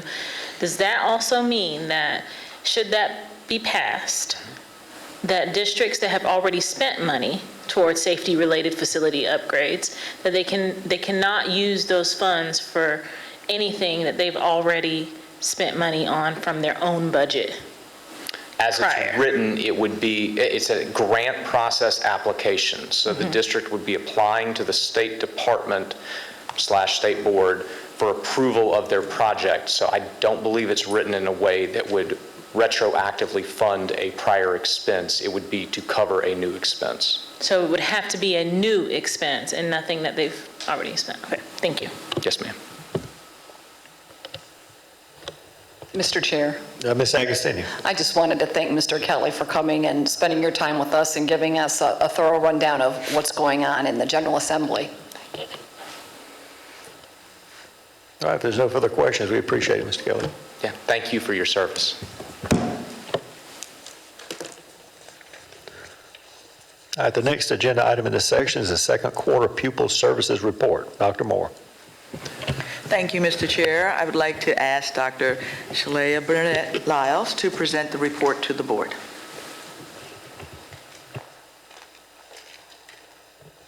All right. Good evening, Chairman Trapp, board members, Dr. Moore. It's my pleasure to be here to present to you some information regarding your favorite subject, behaviors and discipline. So, of course, I typically come every quarter, right? The second quarter, I submitted information to you all through a board brief. And so this presentation is a supplemental report. I want you to hang in with me because it's a little bit of a hodgepodge presentation based on different questions and different angles. I've tried my best to handle the flow, but certainly if I lose you, just let me know. But just a general rundown of what will be presented today. I'll give you just a little overview of student behaviors and discipline. I'll then go through some disciplinary data, and particularly with that data, of course, you already had disaggregated data of behaviors. The data points that I'm giving you now are based on students who have repeated behaviors. I'll talk a little bit about district-wide discipline support, and then there will be a special presentation on what's working in discipline. So without further ado, I'll start with an overview of student behaviors and discipline. The first thing I wanted to do is... Let me just interject something Yes, ma'am. for the public's perspective.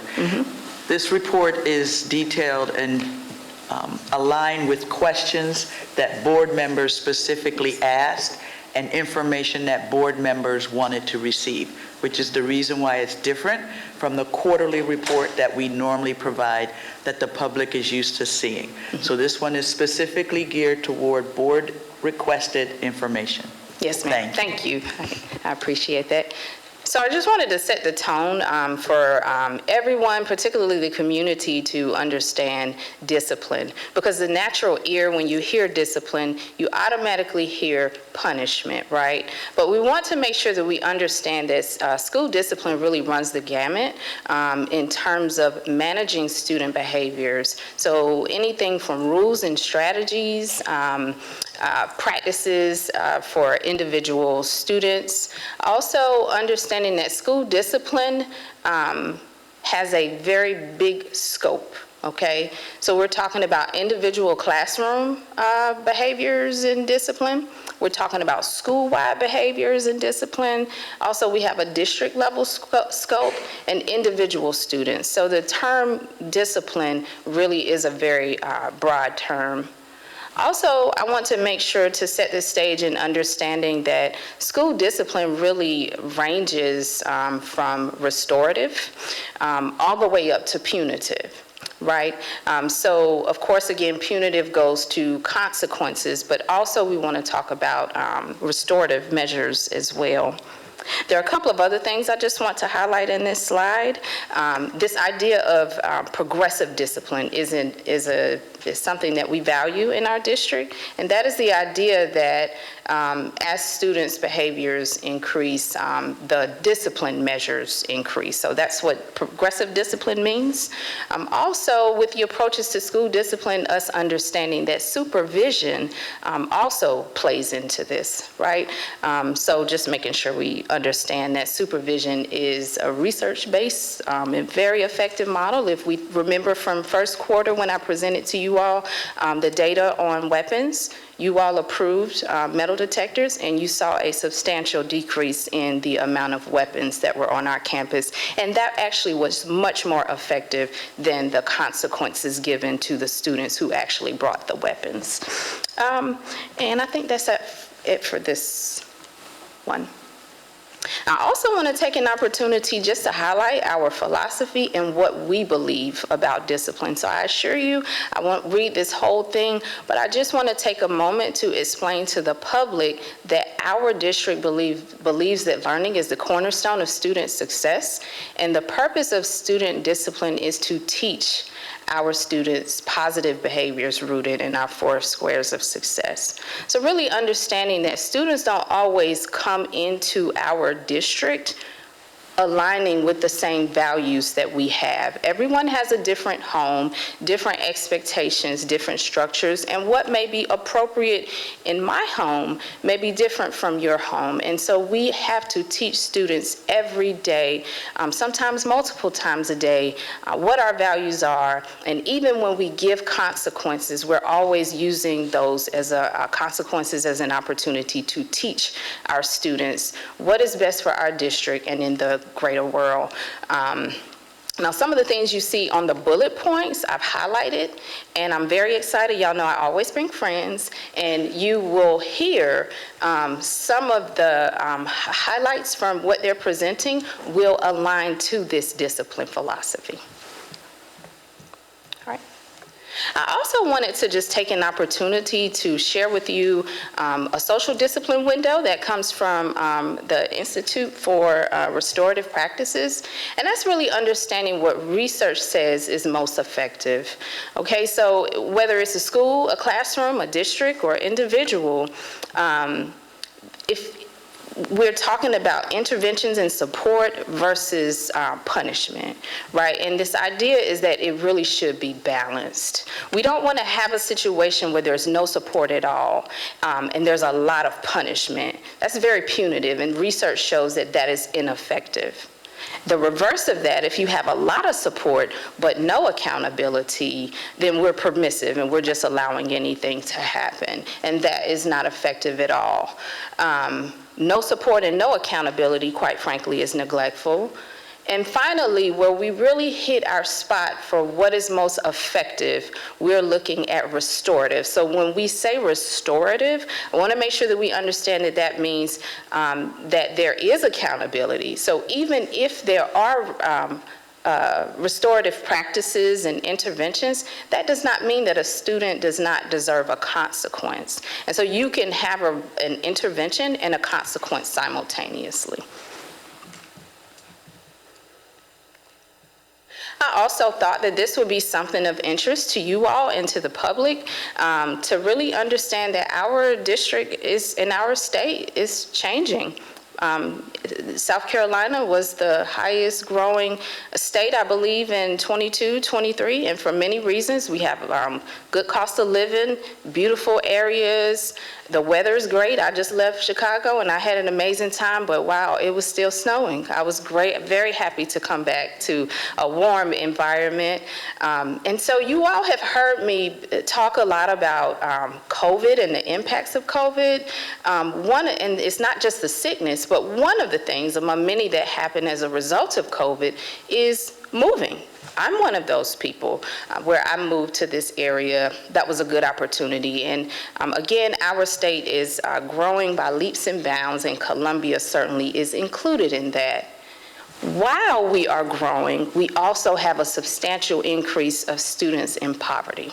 So just if you look at that from 2016 to 22-23, that's not even a decade, our students who are living in poverty has increased almost 10%. And it's not stopping. So I'm guessing if we do this in another 2 or 3 years, the percentages will increase as well. And why am I saying this? As our demographics change, challenges increase. So I do want to make sure that we understand that poverty in and of itself does not mean that students can't perform or they misbehave.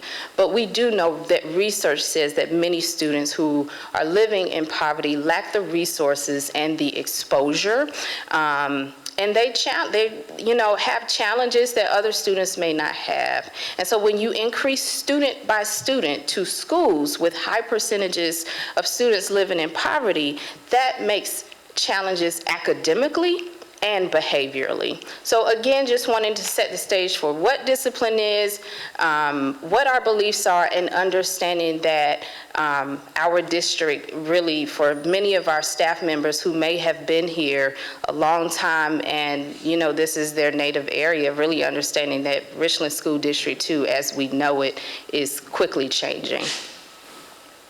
Having said that, I'm moving into disciplinary data now, and this is particularly talking about repeater data. So I want to make sure you all understand before I go through it what I'm going to provide to you. The first thing I'm going to provide to you is recommendation for expulsion data. Then I'll move into level 2 and 3 data, which I'll explain, and then I'll talk about level 1 data. All right.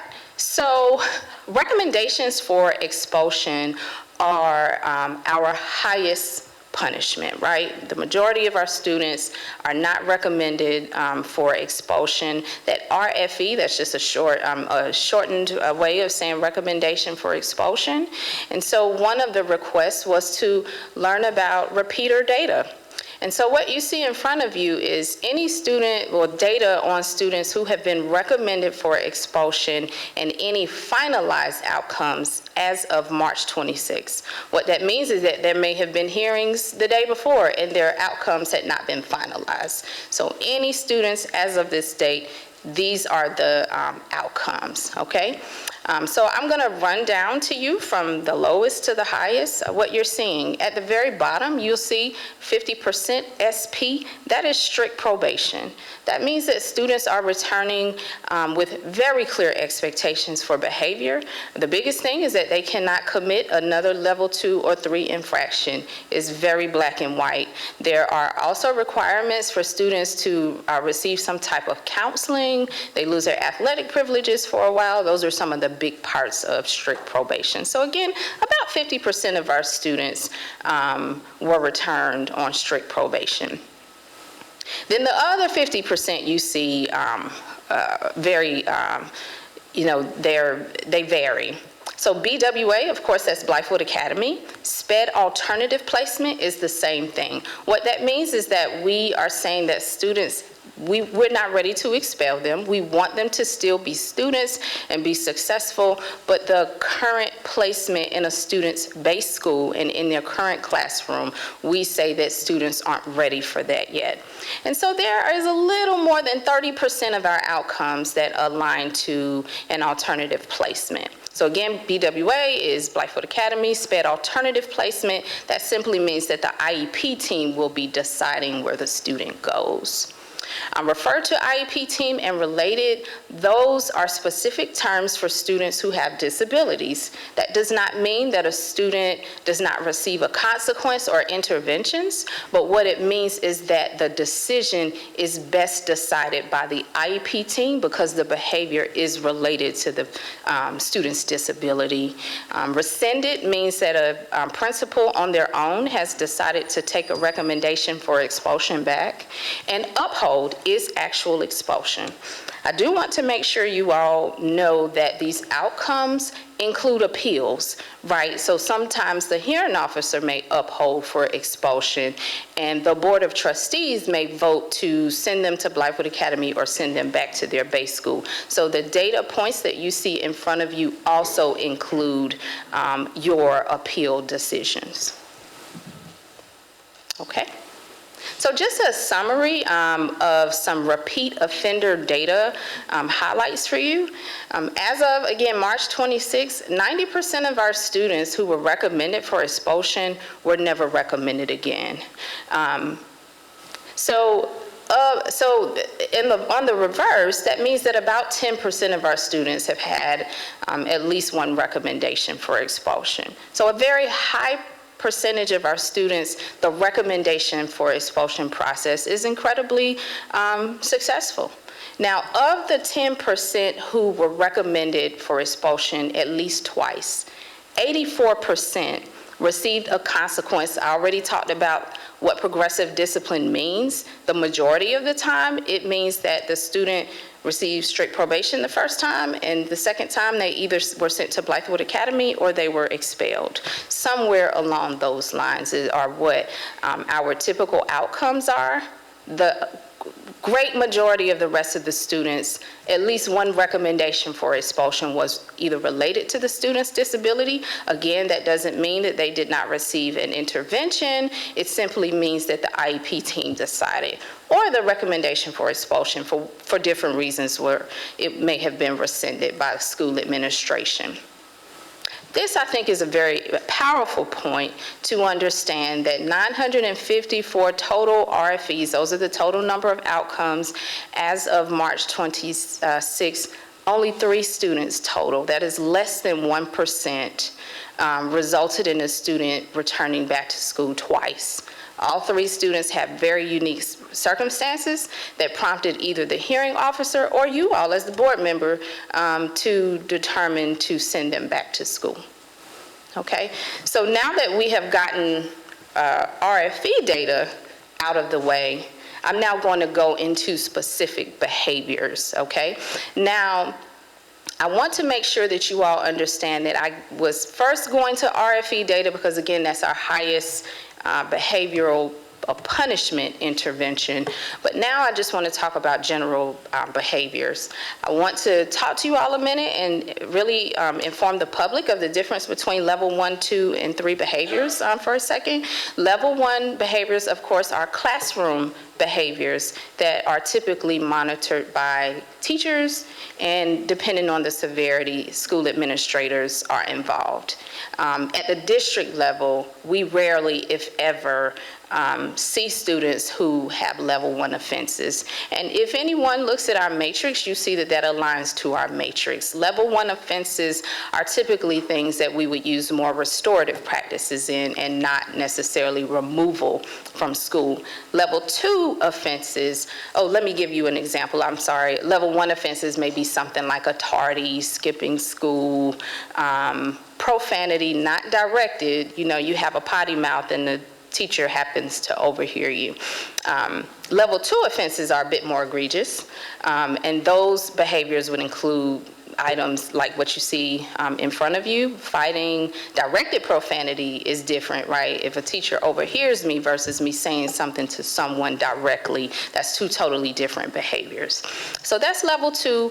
Principals and administrators have a lot of discretion, if you look at our matrix, in terms of what behaviors they can allocate. Anything from in-school suspension to out-of-school suspensions to a recommendation for expulsion. And our level 3, or our most serious, an example would be a weapon. And for our level 3 offenses, recommendations for expulsion are mandatory. Okay, so we understand now the difference between level 1, 2, and 3. I'm now giving you some repeater data based on level 2 and 3 frequent behaviors. I'm not going to go bullet by bullet, but I just want to explain what you're seeing. Around March 26, I saw the total, it was almost 29,000 students. And so what you're seeing are the total number of students who have at least one behavior on file for this particular offense. That's the middle line. And then the right line explains of those students, how many are repeaters. Okay, so fighting, for instance, that's saying that 900 students have at least one offense for fighting. Now that may sound like a lot, but I do want to take a moment to highlight, that means that 97% of our students did not.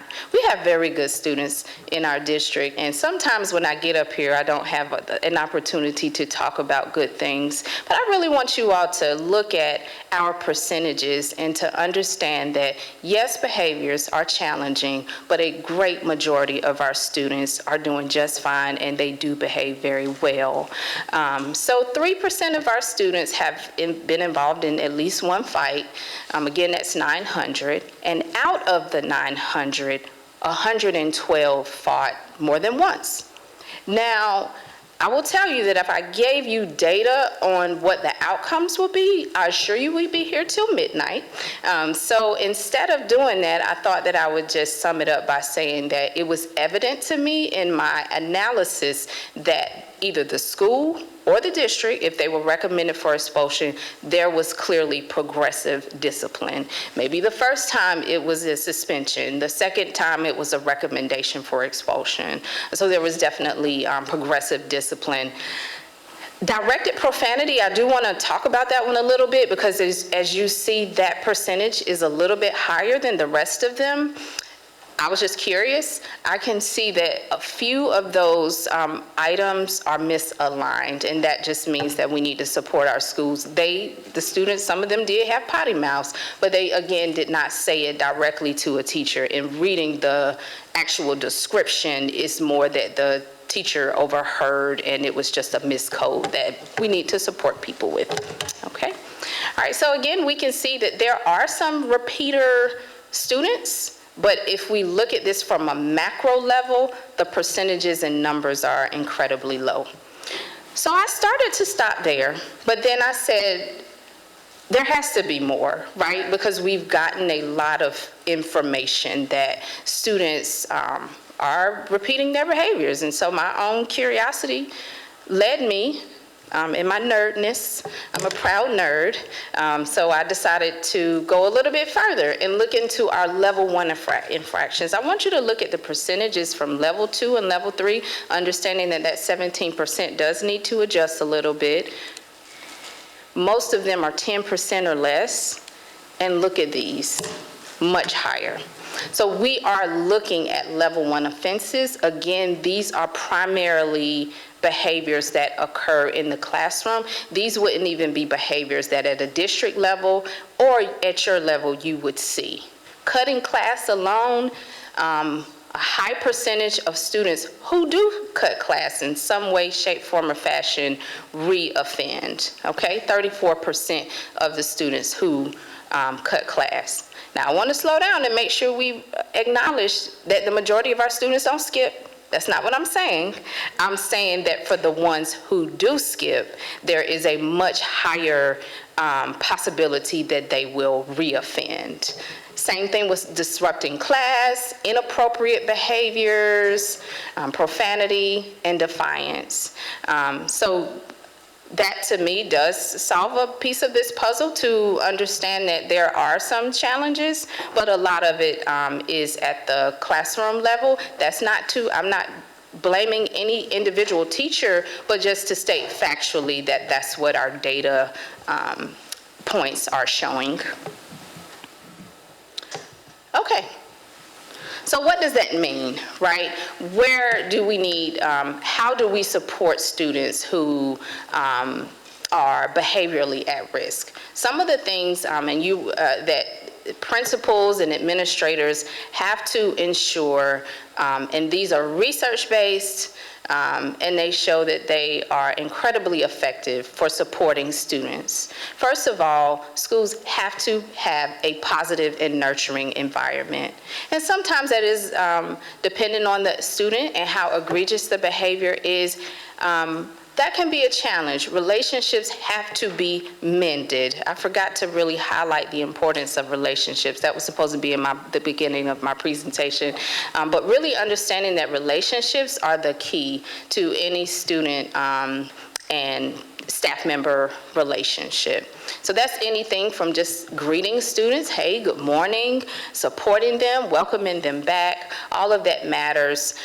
Student supervision, I will tell you that I was blessed my very first years in administration. I had a school, every single one of my classrooms was on one hall and I had one bathroom. Guess what? My desk was by the bathroom. They would walk outside, they would say, oh, this Miss Burnett, and they would turn right back around. We would have zero behaviors often because of supervision. We know that it helps. Unfortunately, with our new models of our building and the bigger the buildings are, that's difficult because we have a lot of nooks and crannies. But we do know that our principals and our administration and staff members do the best they can with student supervision. We all agree that high-quality teachers are key. Reintegration, that simply means that a student, when they're sent out, whether it's a suspension or expulsion, there needs to be some type of support when they come back. Even if they're expelled, they will return to your school. It won't be a situation where, as a staff member, you will never see them again. They will come back, and so we have to ensure that there is support in place to ensure that they're welcomed and that they feel supported. We know that research-based interventions, academic and behavioral, matter. Oftentimes, when you get to the root of a behavioral matter, it's academic. And so behavioral supports, academic supports are just as important as behavior. Non-academic school connections, things like sports and clubs, all of those things matter. And finally, parental support. All right. I'm not going to hit on this too long, but for us to understand the behavioral matrix, this might not be the prettiest slide, but I want to make sure you all see this. Our matrix is 25 pages. What you see below is just a screenshot of one page. And so this matrix helps you define behaviors. It also identifies, if you see in the boxes, unauthorized device, that's just an example of a behavior. The description is there and it gives you potential consequences. And then we also have here interventions. So this matrix, on a day-to-day basis, I see many administrators in and out of this matrix. Finally, I want to talk a little bit about our systems of support. I've talked about MTSS quite a bit in prior presentations, but just for you to have a visual of what it looks like. MTSS, multi-tiered systems of support, is a framework that aligns to R2i. Many states and districts have adopted MTSS as our R2i model. So really for us to understand that Tier 1 is really universal, is things that we do to support all of our students, is typically preventative in nature. Tier 2 are for students that are showing opportunities for improvement, so that our students who have repeated behaviors ideally should be a Tier 2 or student. And then Tier 3 are for our most concerning students. And that's when you get much more intensive services. And then we do have Tier 4 here in our district, which includes SPED, or special education. And so understanding that model, you have here with you district level supports. This does not include school supports because every principal has a budget and they also decide Tier 1, 2, 3, and 3 interventions. But the Tier 1 model, you will see all of these are district level adopted practices that we agree on and we support. The one at the bottom I provided in the board brief to you all, I gave you information on conscious discipline. We're really excited about that. We have many principals who are at a workshop or a conference this week about conscious discipline. So that's Tier 1 that you'll see, Tier 2, Tier 3, particular interventions in our district. That's just really for you all to, and for the public to really understand what influences any discipline action, because of course we agree that every student is different, and so factors, just something to show the factors that lead to particular disciplinary outcomes. So aggravating circumstances would be things that might include the fact that a student has had repeated behaviors or an extensive disciplinary file. Mitigating circumstances would be things like a student who has never gotten in trouble before, or maybe they've been bullied prior to something. Those are mitigating circumstances. But also for us to see that in addition to our interventions when it comes to disciplinary actions, we really do determine those outcomes and principles primarily based on individual students. Okay, so this transition, I'm moving off of disciplinary data, and now I am moving to disciplinary action support.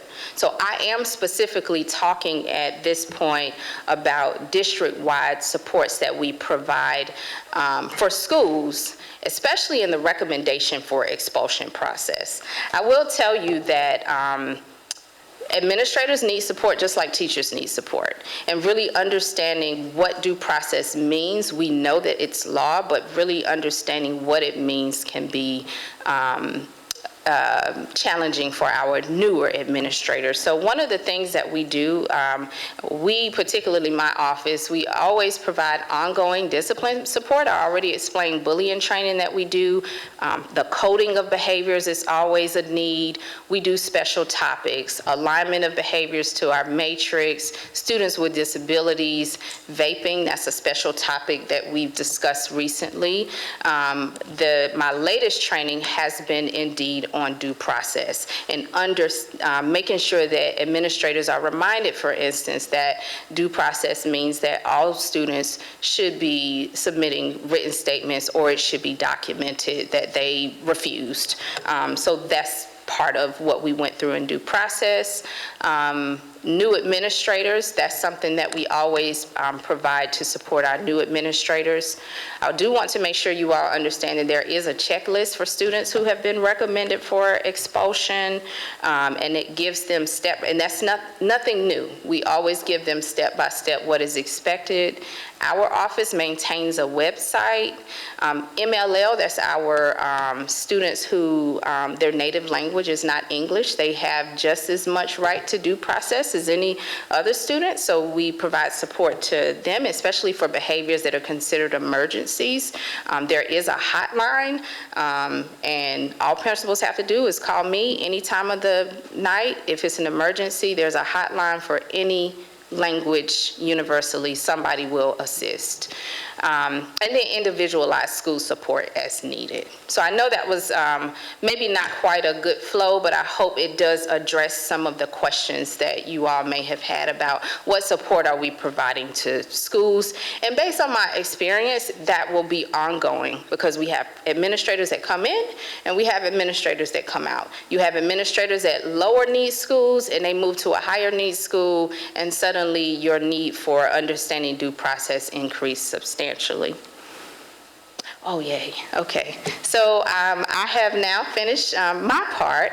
And so my favorite part is bringing my friends up here to address the next part of inquiry, which is what is working in discipline. Now, I do want to make sure you all understand that why I bring people with me is because what's working in discipline really is dependent on the individual school. How you put forth your MTSS framework, what interventions you use, the fidelity in which you use those interventions, things like how many substitute teachers you have, guest teachers we have in the building, all of those factor into what's working in discipline. So I think it's much more appropriate to bring principals to present to you. So I have the pleasure of introducing in order. First, we'll have Principal Kimberly Hutcherson, who will talk about data-driven leadership at Center for Achievement. Then we'll have Principal Teresa Mingo talk about the role of MTSS in culture and climate. Very successful program to support students who have indeed been expelled in high school, and to really see that even though they've been expelled, this program is still very successful for some of our students. So at this time, I'll turn it over to Principal Hutcherson.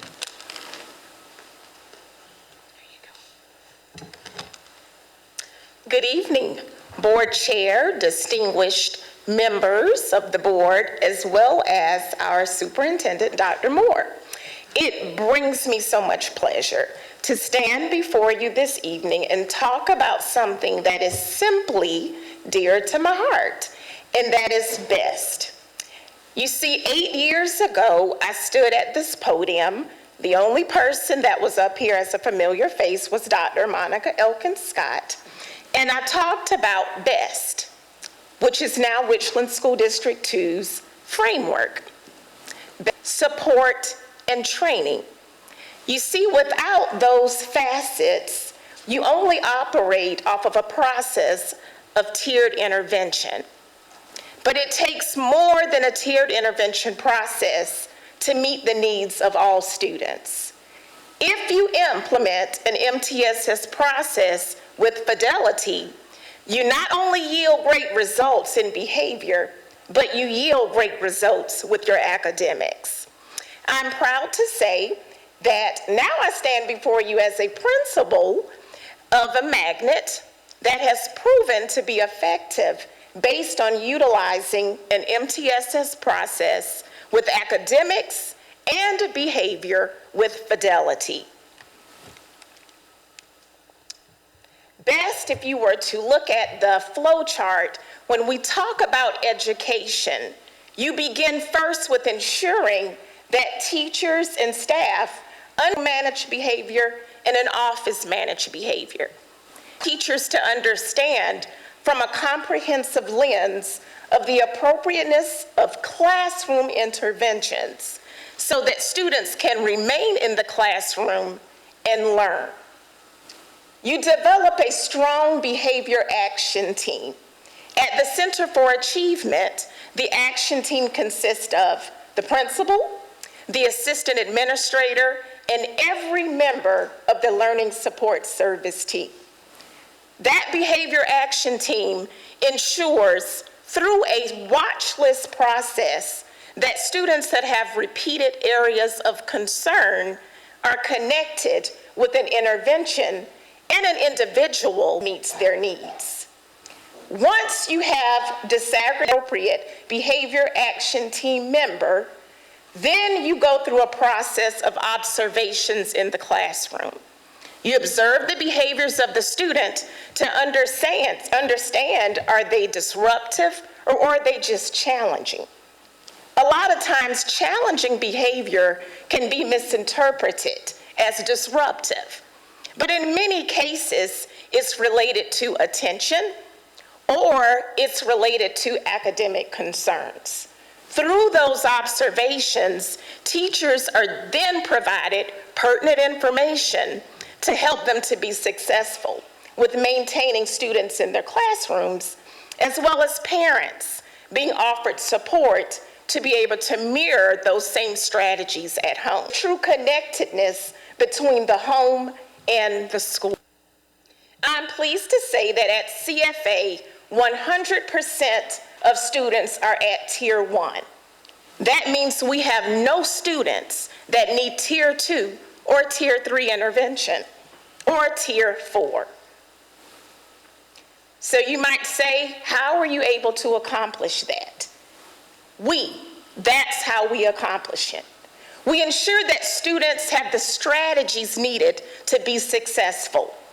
These strategies for this year include Mindset Mondays, SEL weekly rotations with our counselor to support current needs in the school, mindfulness mornings. One of our teachers is trained with mindfulness and yoga, and twice a week we all come as a school and participate in those stretching activities. Students don't need to just see administrators as those that have the power to be punitive, but they need to see their administrators from a mentorship standpoint. I have a mentoring group, the counselor has a mentoring group, the assistant administrator has a mentoring group. It's a all hands on deck approach to ensure that students know that from the heart of every leader, there's trust and a strict assurance that we are dedicated to making sure that all of their needs are met. Clubs, flexible seating. So if you've ever visited the Center for Achievement, you may see students on mats, you may see students on balls, you may see students in the window, you may see students in their chairs, but you will see students engaged with learning. Music. There's help students, especially those that struggle with attention.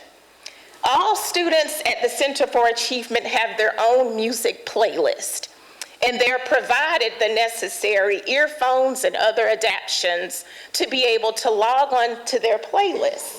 Because we know a lot of times they might find certain music boring, but it is of course approved through our technology learning coach, and there's a heavy monitoring to ensure that all students are listening to the appropriate approved music. Classroom safe space. Every classroom should have a space within the room that a student can retreat to prior to removal. It's an understanding that you need a break, or sometimes that the teacher needs a break. But it is an area within that classroom space for that child to be able to have a reset, to return back to their learning. SEL toolbox, that's exactly what it is. It's a toolbox specific to what that child needs. Now with me, I'm a tapper. That's my first love, so I'm always listening to a song or having some type of beat. And so there might be something that has more of a rhythmic type thing that I might need in my toolbox versus another student that might have anxiety needs something that they need to squeeze. So all students have an opportunity through our SEL process to have their individual toolbox. Positive behavior parties. Now I know this sounds like a big deal, but it's very simple. Give it a fancy name. So we have popsicle parties on the playground, or popcorn parties on the playground. Now my students did ask if I could start doing pizza, but that's a little bit more expensive. So we're sticking with popsicles on the playground. And goal setting. Students are able to reflect on their own behavioral goals, set actionable steps, and reflect on their growth. And they're able to actually have discussions with their parents regarding their growth at student-led conferences. Staff support. You can't forget your staff.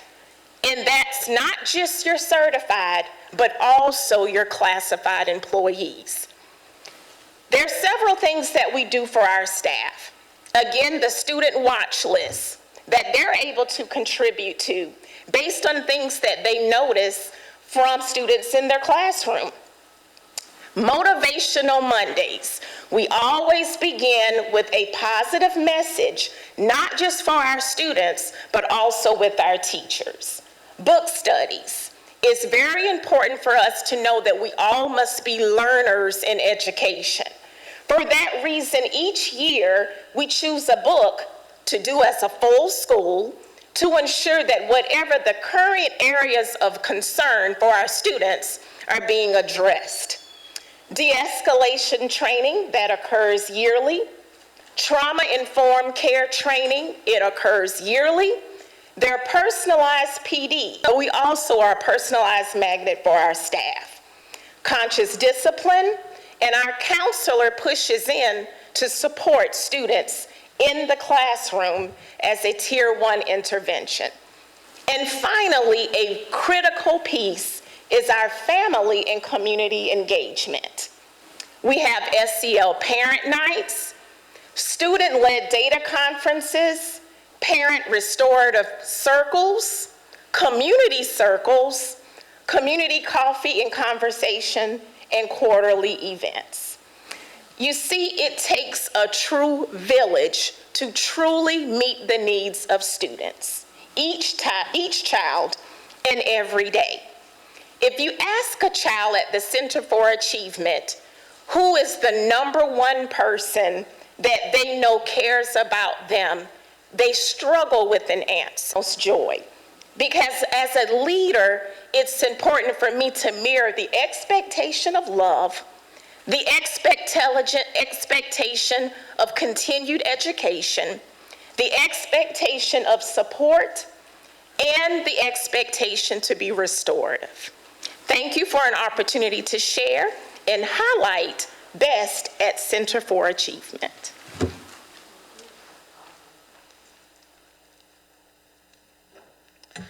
Good evening, Board Chair, Board members, and Dr. Moore. I am Teresa Mingo, and I am privileged to serve as the principal at Longleaf Middle School. And so tonight, I'm just going to speak with you briefly about MTSS at Longleaf. But I'd first like to tell you a little bit about Longleaf. Who are the Leopards? So we are one of the smaller middle schools. We only have 806 students at Longleaf. I know some of you are looking at 6. We are one of the smaller middle schools. We are a school-wide STEAM magnet called LEAP. We also have a smaller learning community, our Zubat magnet. We are a Title I school. As a result of being Title I, or by being Title I, that means we have a higher percentage of students who live in poverty. Our pupil in poverty percentage is 67%, growing each year. We have over 90% of our students are students of color. So our minority students make up over 90% of our population. But I am proud to say that there are 0 classrooms in our school without a certified teacher or a teacher pursuing certification. Now, we know that there's a national teacher shortage, but at Longleaf we are blessed, and that does, as well as MTSS, impact the culture and the climate of our school. And we know that as graphics such as these, with those come challenges. But our teachers are working hard. They're tired, but our teachers are working hard and they are overcoming those challenges. And as a result, we have a school state report card rating of good. And so what is MTSS? I want to just walk around like I'm in the classroom, but I'm trying to stay behind the podium. So the what is MTSS? It is a multi-tiered system of support. I feel like I'm repeating something that my friends have already shared, but with a multi-system of support framework, we get an opportunity to identify students' challenges as well as students' gifts. And MTSS doesn't just focus on our students' academic needs, but also on behavior, social emotional needs, and absenteeism. We utilize a 3-tier of support, and so what you see here are just some examples of some supports we have in place. Tier 1 is what every student gets every day, or on most days. School-wide programs, school-wide procedures and expectations. It's important that that our students experience consistency. So all teachers, all staff members abide by the same school-wide procedures and expectations. Restorative practices, 7 mindsets, which is a social emotional learning curriculum, and conscious discipline. So Longleaf is blessed to be one of the early adopters of conscious discipline. When Dr. Sean Suber said that was something that was going to be rolled out in our district, I was texting him during the meeting volunteering, because we want to try everything to help our students be successful. Now let's be realistic. I know we don't like to use that 4-letter word, well, it's more than 4 letters, but pandemic. But to be truthful, lots of things changed after the pandemic. As a result of it, we experienced a great deal of regression. Our students experienced a great deal of regression academically, also in the way that they interact. So our parents and our staff experienced some significant, so we can't continue to do things the way we did them pre-pandemic. Some days, all of these things up here work. But some days, many of those things do not work. But I'm blessed to have teachers that keep returning every day to try again. And so I share with you some Tier 2 targeted interventions. One, everything doesn't work for everyone, so some of our students have to receive a little something extra, like individualized SEL lessons, mentoring programs, check-in and check-out systems. And then for those students that still aren't quite successful with those interventions, we have things like weekly small groups, check-in, check-outs with their mentors, individual behavior support plans, and sometimes even referrals to outside agencies. And so today, again, I'm going to be up here briefly, but I want to tell you how the MTSS framework has impacted Longleaf Middle School. So what it has done is it has created a culture where the inclusivity mindset has been adapted or adopted. Our teachers know that all of our students have different needs, and so we work very closely together to make sure that we assess their needs and then address those needs. Collaboration has improved immensely. Our MTSS teams are our grade level teams, and so we meet every other week. And during those meetings, well, let me first go back and say this, we had to create a master schedule so that all teachers on the same grade level have common planning. We can't have teachers with all of these different plannings and expecting them to get together before school hours and after school hours, when everything that's happened between 8 and 3:15 has really burned them out. And so we have created a master schedule where all of our teachers at one grade level have common planning periods. And so every other week that team gets to meet, talk about students, look at the data, what's working, what's not working, what changes do we need to make. So it has created this environment where collaboration is key. Data-driven decisions, we look at what's working. If it's working, we keep doing it. If it's not working, we either tweak it or we abandon it. And then another benefit of MTSS has been positive behavior support. We are solution-driven. So when we meet as a team, we talk about what's not working. Well, what can we do that works? Or what can we try that may possibly work? Everything's not going to work for every student every day. There are going to be some days where it works for every student and some days where you feel like it's working for no student. But MTSS has positively impacted our school climate. It's positively impacted our school culture. I do believe that because of the interventions that we are using at Longleaf Middle School, we have every class manned by a teacher who's certified or a teacher who's degreed and pursuing certification. We don't have a high turnover rate. At least we haven't to this point. Contracts come out in a little while, so we will see. But I want to leave you tonight saying this. We're talking this evening about how important it is to support our students. And it is, because we're here for students. But just as important of supporting our students is supporting the adults in the building.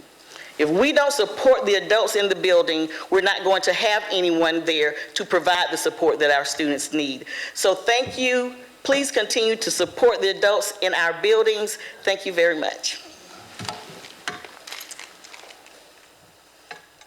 Good evening, Mr. Chair, members of the board, Dr. Moore. It's with pleasure that I stand here before you. I'm Emily Manigo, the Director of Virtual School Programs here in Richland School District 2, and I brought someone with me. A friend. A friend. This is my lead teacher for virtual programs, Ms. Erin Armstrong, and I asked her to come in this evening because she works so closely. Actually, I asked the entire team, but the other folks are at conscious discipline training, so they could not be with us this evening. But we wanted just to share a little bit of information about our Pathways to Promotion program, a program that has existed in the district since spring 2018, and one that we're very proud of in supporting our high school students who have been expelled from the district. So unlike the programs that my friends have talked about this evening, we're getting the students, some of the students for this program after they have made a mistake that's led to them being expelled from school, unfortunately. And so The students that are a part of this program, as Mrs. Armstrong and I will share this evening, are students who we feel that it's very important that they stay connected to the district while they've been expelled. So those students are expelled. It is notated in Power School and reported to the State Department of Education that they are expelled. But we hold their expulsion in abeyance to participate in this program. And our goal ultimately is for students, and the implementation of this program initially was to keep students on track for on-time graduation, because of course high school principals are faced with a lot of challenges, including making sure that students graduate in the 4 years that the state of South Carolina expects them to graduate. So often students, 6 years ago when we started this program, APIs, Assistant Principals for Instruction, in fact, were really concerned that a lot of students that were suspended frequently or expelled could not possibly stay on track for on-time graduation. So by leveraging our existing virtual program, we were able to offer students the opportunity to learn from home. And this was before COVID that we had this opportunity to work with students. And so our goal ultimately is for students to take at least 2 classes, English and math. That's what the Board of Trustees approved 6 years ago. 2 classes, math and English, because every high school student needs English and math every single year to graduate. And what has evolved is the opportunity for students to take additional classes if they complete those 2 classes. So we actually have expanded the initial structure of the program to meet that. So we wanted to talk a little bit about the program expectations today, and I'm going to have Ms. Armstrong just kind of pipe in with some pieces because she is integral. My entire team, we're a 4-man team, by the way. We're very small in the virtual program, but she works weekly with the students, or day-to-day with the students, but every week she's in contact with the students. The program begins with a student that's been expelled who's recommended by the Student Support Service Office to our program. So there are some students that automatically are disqualified. If a student has a weapons offense that requires 365 days out, they cannot participate in this program. They have to do those 365 days by law, of course. But we've had a couple of students who did the 365 days and then came to our program to finish out their consequence and then return to school the next year. But it begins with that initial recommendation. After the recommendation, students come in for an interview, and I'll let Ms. Armstrong talk a little bit about the interview process with regards to that with the students and the parents. It's a pretty simple interview, but we do have them come in with their parents, and we go around as a team. We have a list of 6 questions that we ask them, and the hardest one being, what brought you? What brought you to this point where you're sitting right now? And then the next most important one, what have you learned, and would you do it again? Faced with the same situation, how would you react, again? And it has been very eye-opening. Sometimes we get a little bit of the truth, and we don't look at their Power School before. We do not look at the incidents because we want to hear it from them. We want to have no prejudgment before they walk in the room. Sometimes we get a little bit of the truth, and sometimes we get everything. We get the whole story and then some. So many details, but tell us more about it. But it's actually the most favorite part of my job that I do is working with these kids.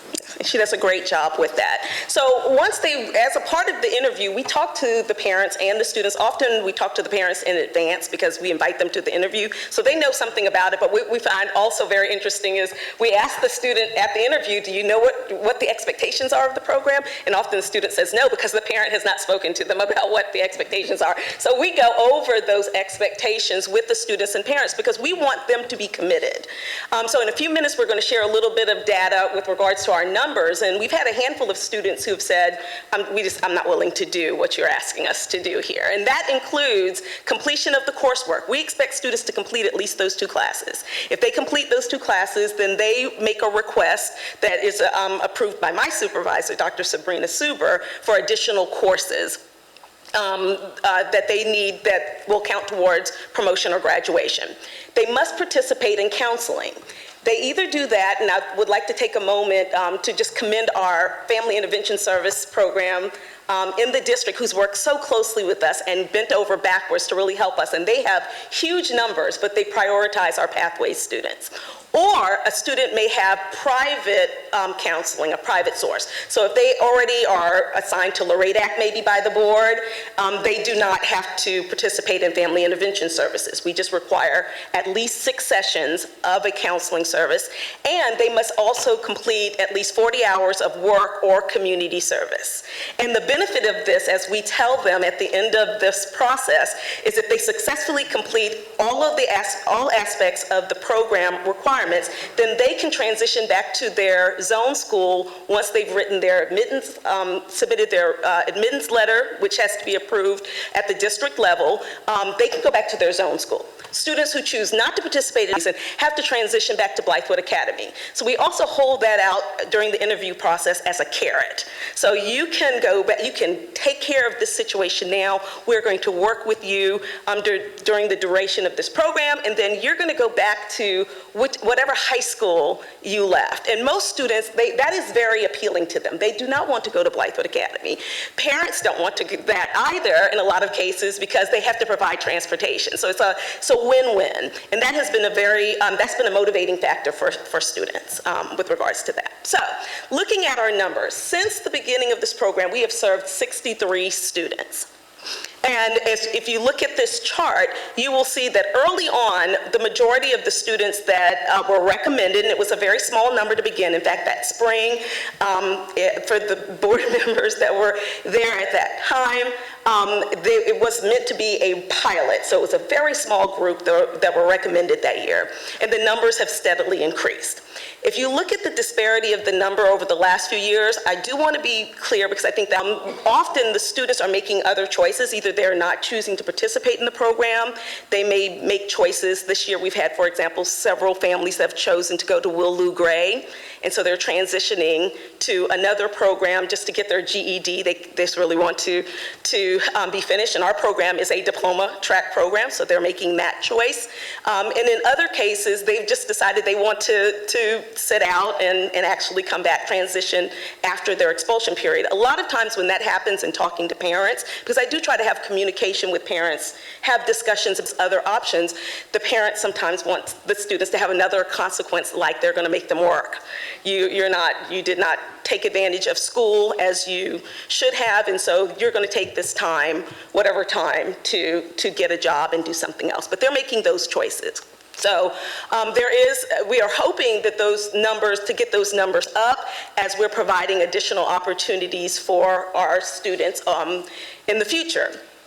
So the positive benefits, the benefits of this program that we've seen so far is the majority of the students who've come into our program have stayed on track with their 9GR.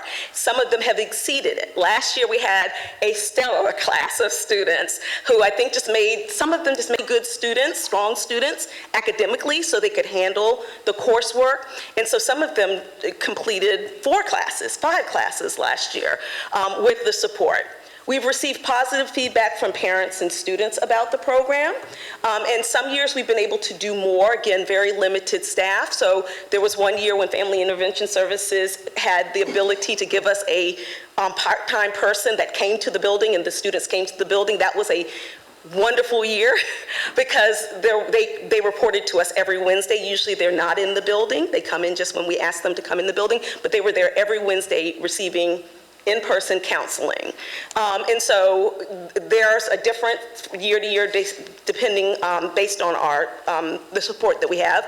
And most students, as I think evident by the information that Dr. Berner, return to their zone school and they maintain positive academic, sure, just to see how things are going with them. And we'd really like to expand that, but most of the students have been able to accomplish that goal. I'm going to put Ms. Armstrong on the spot again.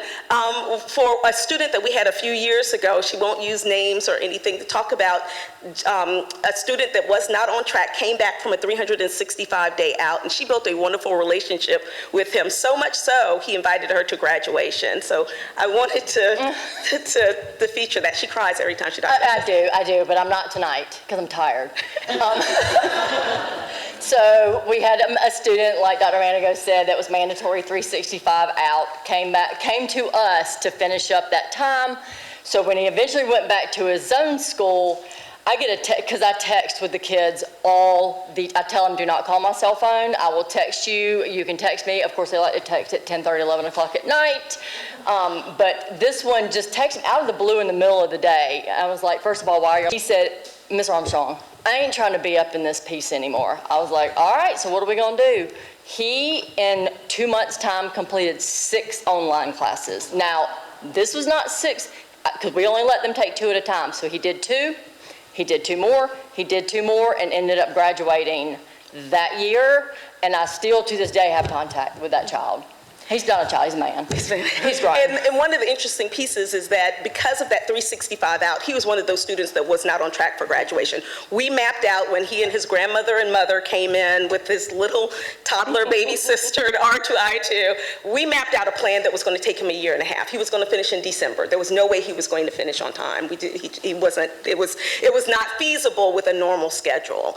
And because of, I think, the relationship that we built with him, he was able to do that, and again invited Mrs. Armstrong to his graduation. So as we're moving forward, I wanted to tell that story because as we're moving forward, we hear all the time that there are folks that want expansion of the program. We'd like to see a middle school program maybe.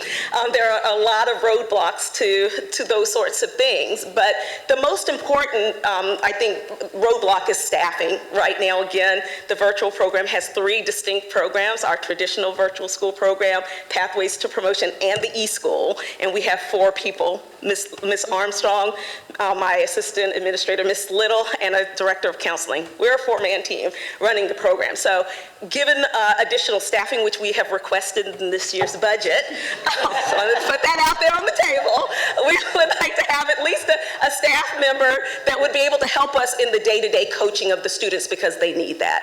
When we initially started this program, we had a volunteer retired Army major, who would not take it. We wanted to hire him. He would not do it for money at all, but he did a lot of things for the students the first 2 years, 1.5 years, that were spectacular, and we'd like to bring some of those things back. He managed their community service. We don't have, but he did that. He took them to the nursing facility, and they did their community service together as a group, built team building.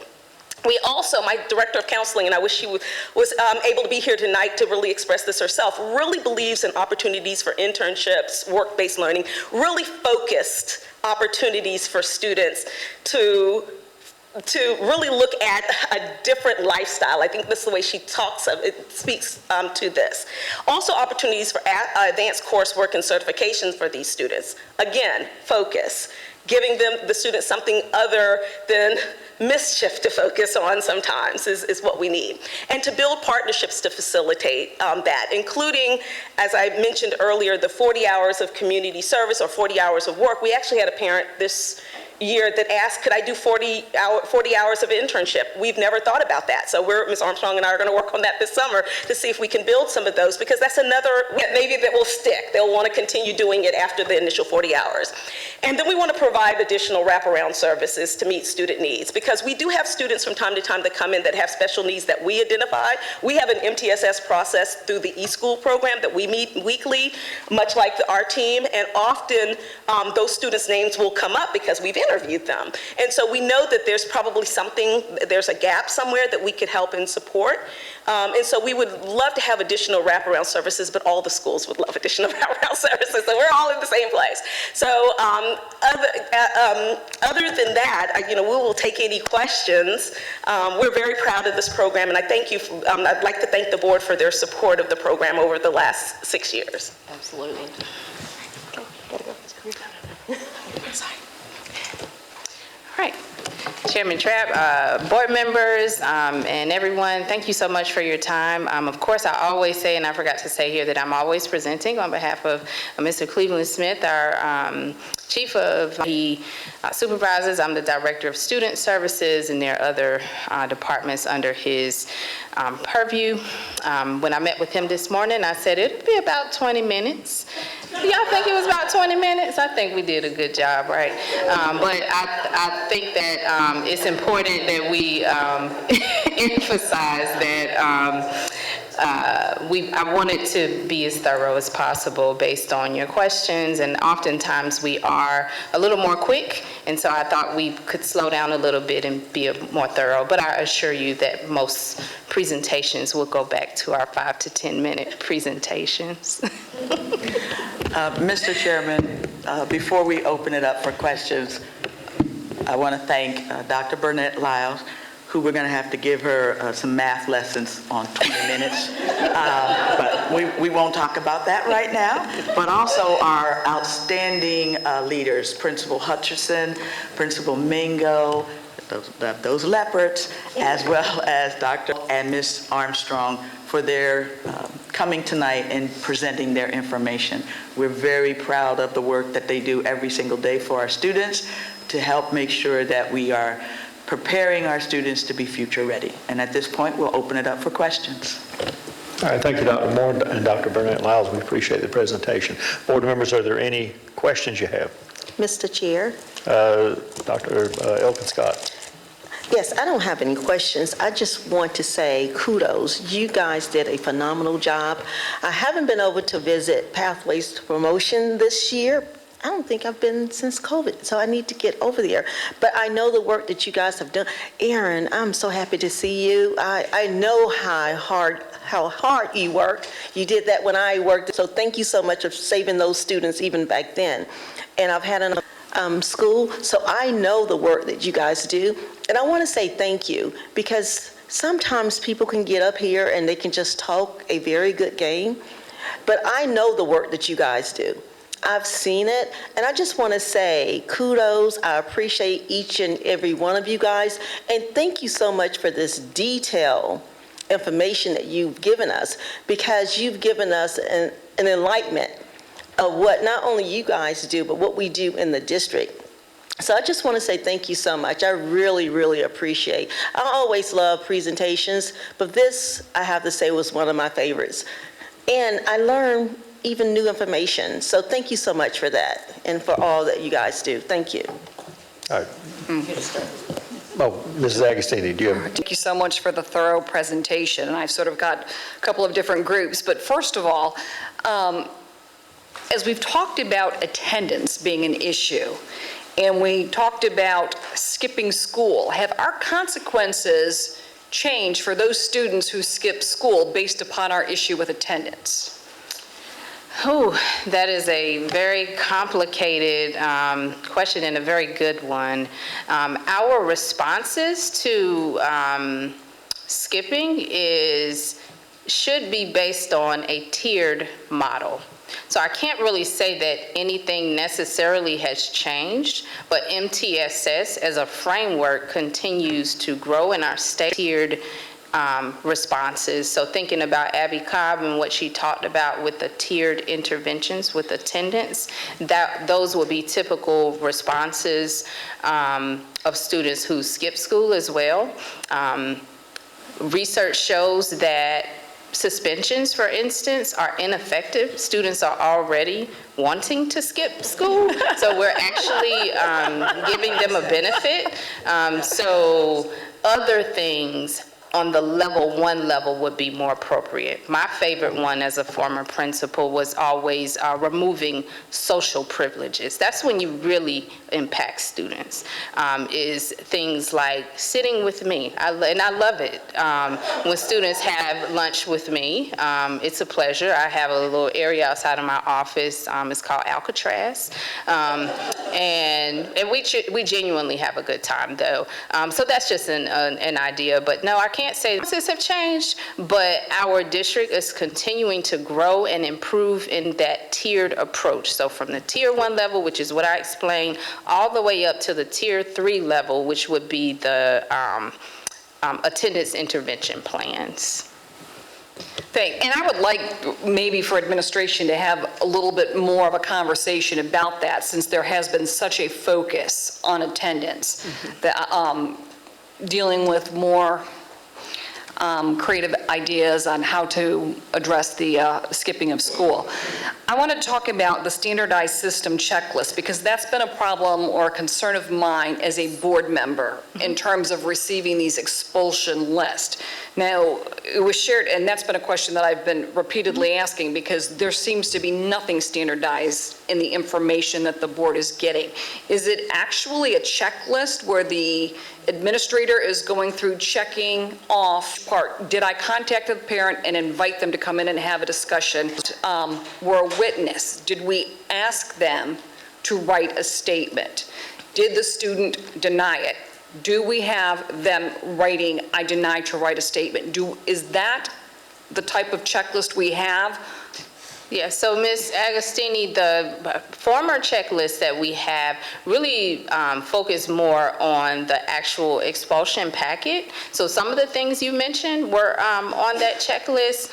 For instance, are parents aware that they still have the right to access their classwork? A lot of parents, if we don't tell them, then they don't know, especially in the secondary setting, that the coursework is still on Google Classroom. So just understanding that.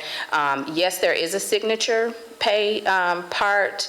It asks, have you made contact with the parents? Specific parts have to be in there, written statements, so on and so forth. So there is a checklist, and yes, someone has to sign everyone. We will not accept an expulsion packet without it. Now, what you are referring to in terms of the specific expectations, for instance, are all witnesses going to submit written statements? That was actually one of my favorite professional developments that I've done. I just did that a couple of weeks ago. I mean, not a couple of, maybe about a month ago. And Ms. Agostini, that was an opportunity of improvement that I saw, not just from experiences. And so it is an opportunity of growth for our district. So every single administrator was required to be a part of that training. And our new checklist, which encompasses the things that you've mentioned, are now in there. And explaining, say for instance, I'll just give you an example. A student in first grade, most first grade students can't write a full paragraph, right? So making sure that administrators understand you can still transcribe what they say and then you sign. Those are just things that even I, as an administrator, I can't say that I was trained on that. I learn more now in my position than I did as an actual administrator, because we're educators in nature and not investigators. But I believe that, I'm hoping that training was successful. I'm already starting to see improvements. And again, a new checklist with additional training over the summer is coming. Does that answer your question? Well, and I appreciate that, yes. Now, I wanted to ask for Center for Achievement. I'm curious about the safe space. Yes. And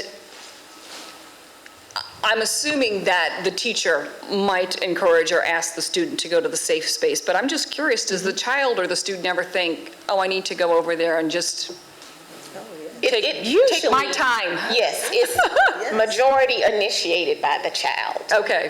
Which makes it safe.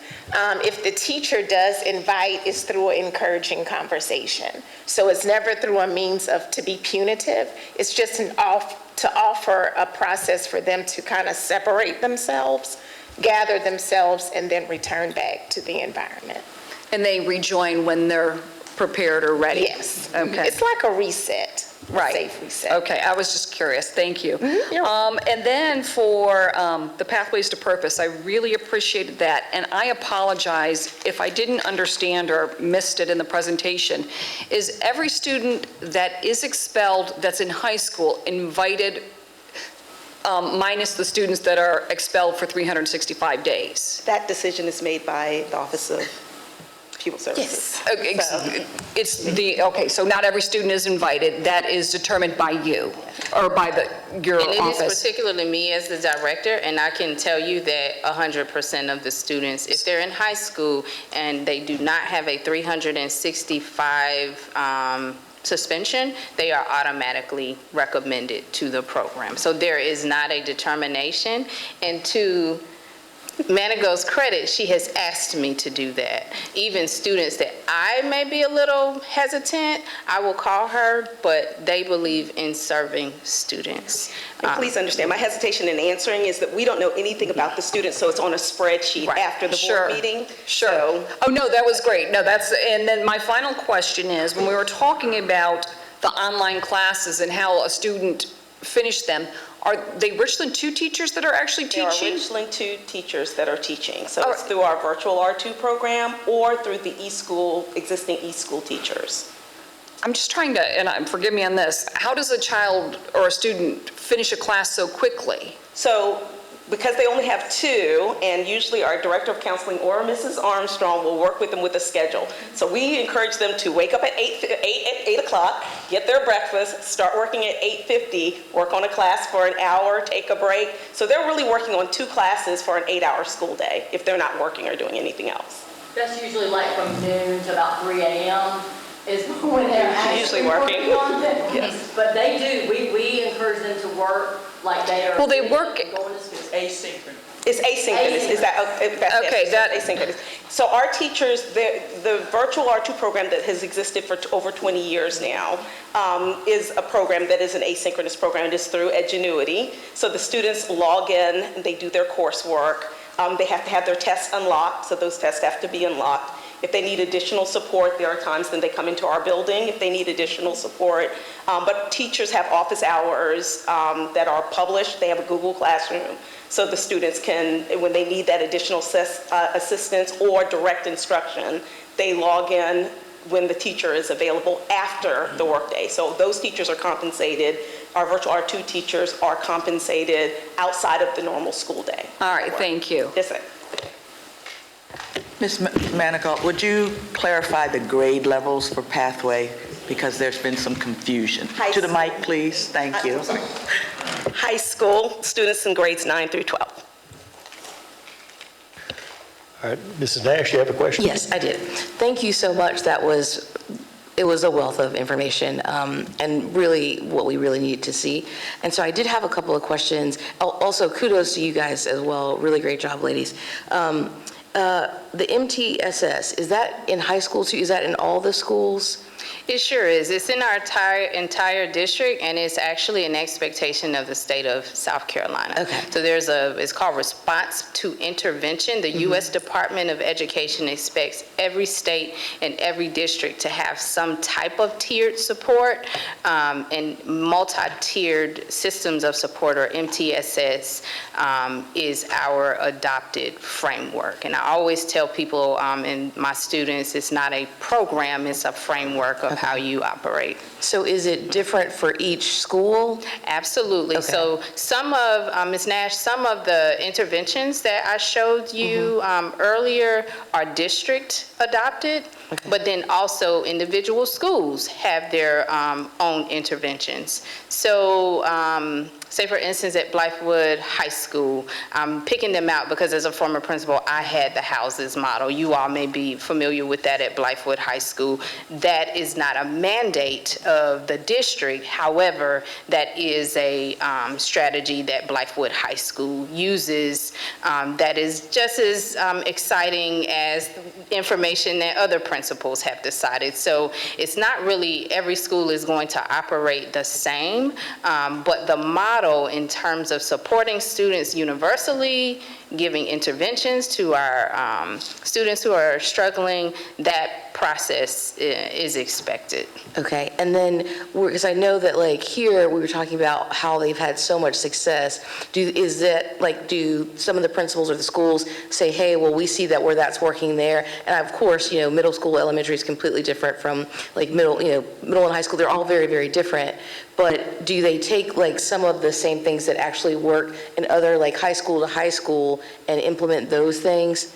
Specifically around where like the classroom disruptions, because I think that's the biggest crux of what is the concern, I think, for parents, teachers, and even the board per se, are the classroom disruptions. Right.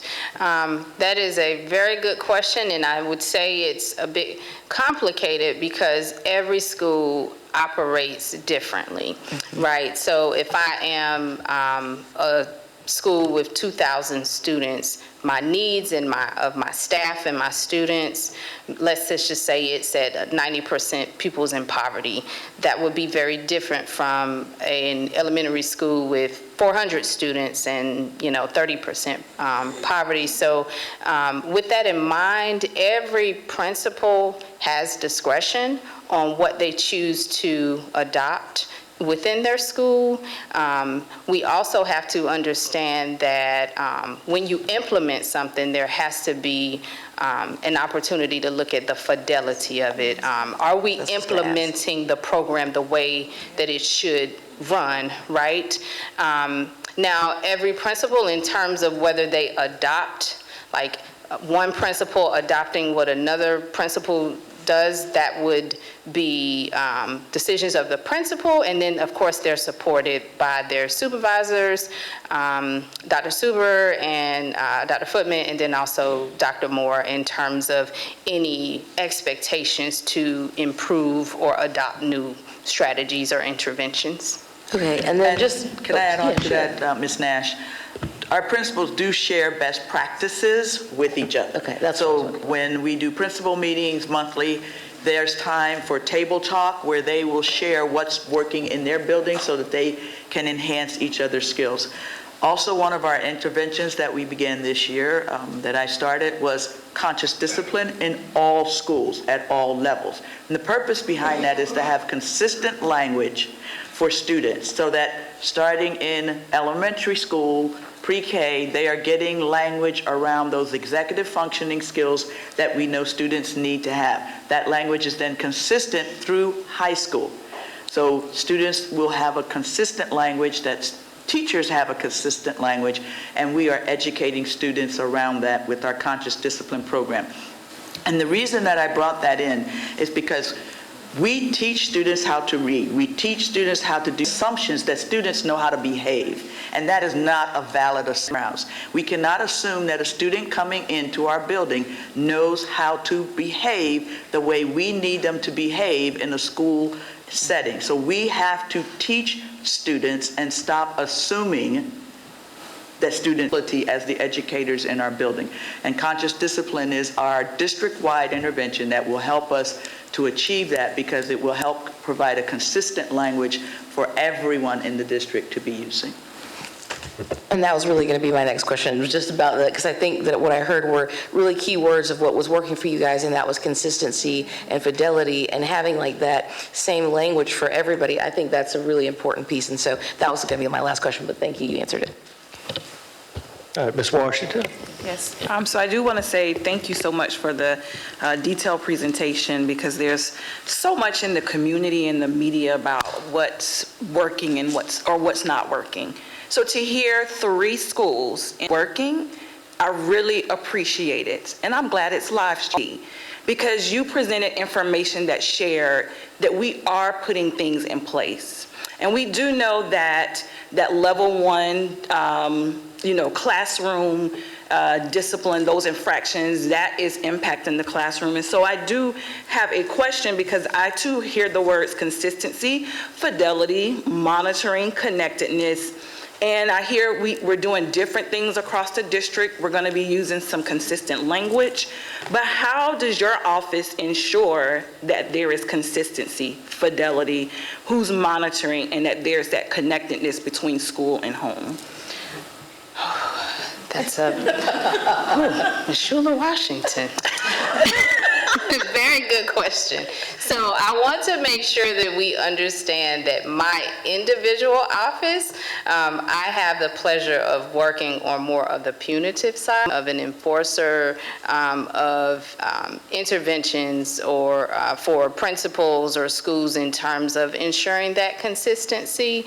Dr. Sean Suber, who is my colleague, and he is over MTSS, and he would have loved to be here. He's at the Conscious Discipline Conference, and I knew that he was going to come in, but I will tell you that he and his team provide a lot of support.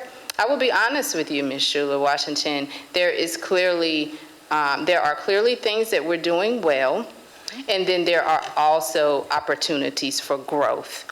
And so even with the strategies that Dr. Suber and his team puts in place, and other people, Dr. Suber, Ms. Footman, other areas to ensure that we're consistent, we all agree that there is still an opportunity for us to improve in our consistency. So I think truth and transparency is most important.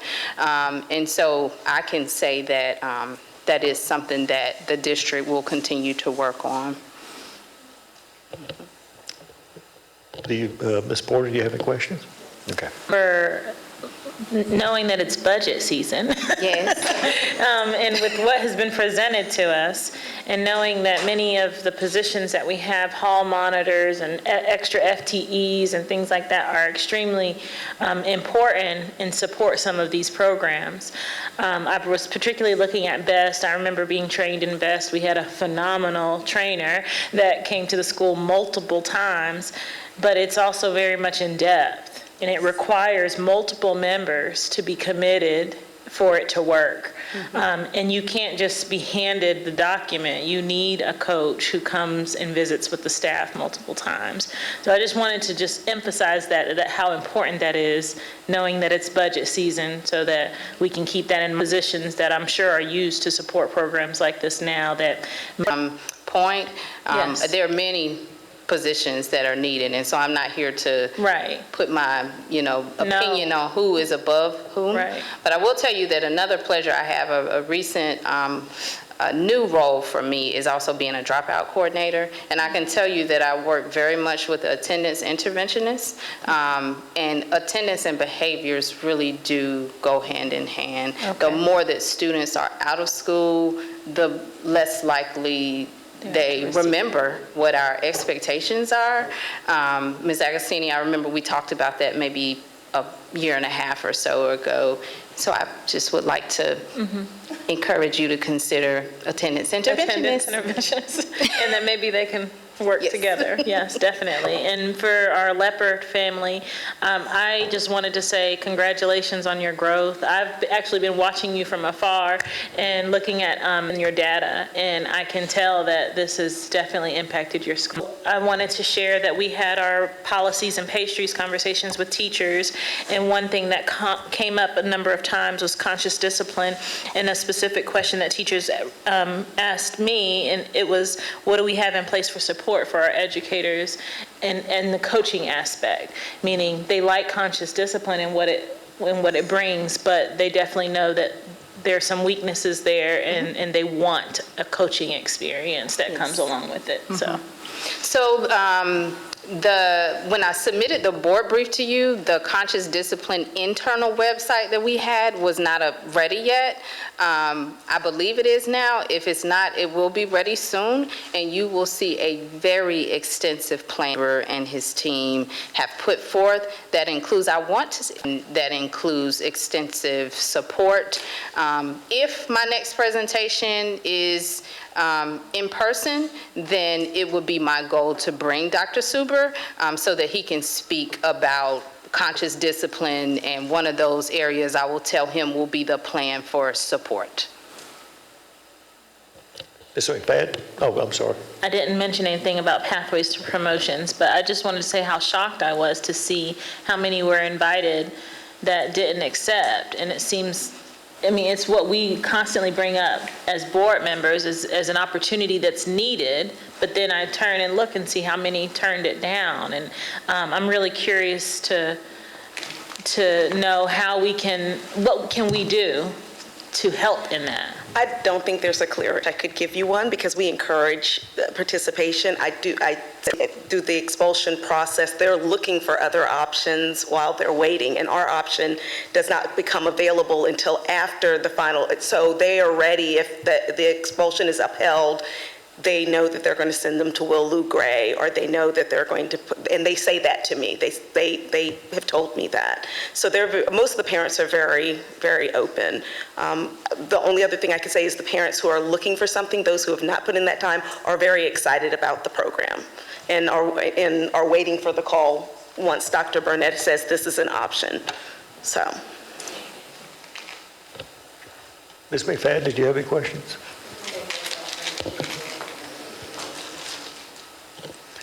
All right, well, thank you for the presentation. Okay, thank you. All right, next, our draft agenda for the next meeting. Dr. Moore. Meeting is April 23rd, 2024. We will begin at 5:30 p.m. with a call to order, followed by the approval of the agenda. And then we will release into executive session. During executive session, we'll talk about student appeals, student admission request into the district's adult education program, breach of contracts, ratification of professional recommendations, ratification for administrative recommendations, ratification for administrative multi-year recommendations. We will also discuss employment recommendations and certified releases. We will release to public session at 6:30 p.m., followed by the inspirational moment and Pledge of Allegiance, to special recognitions where we will recognize state and national, include approval of minutes from previous meetings and classified employment releases and in-district transfers.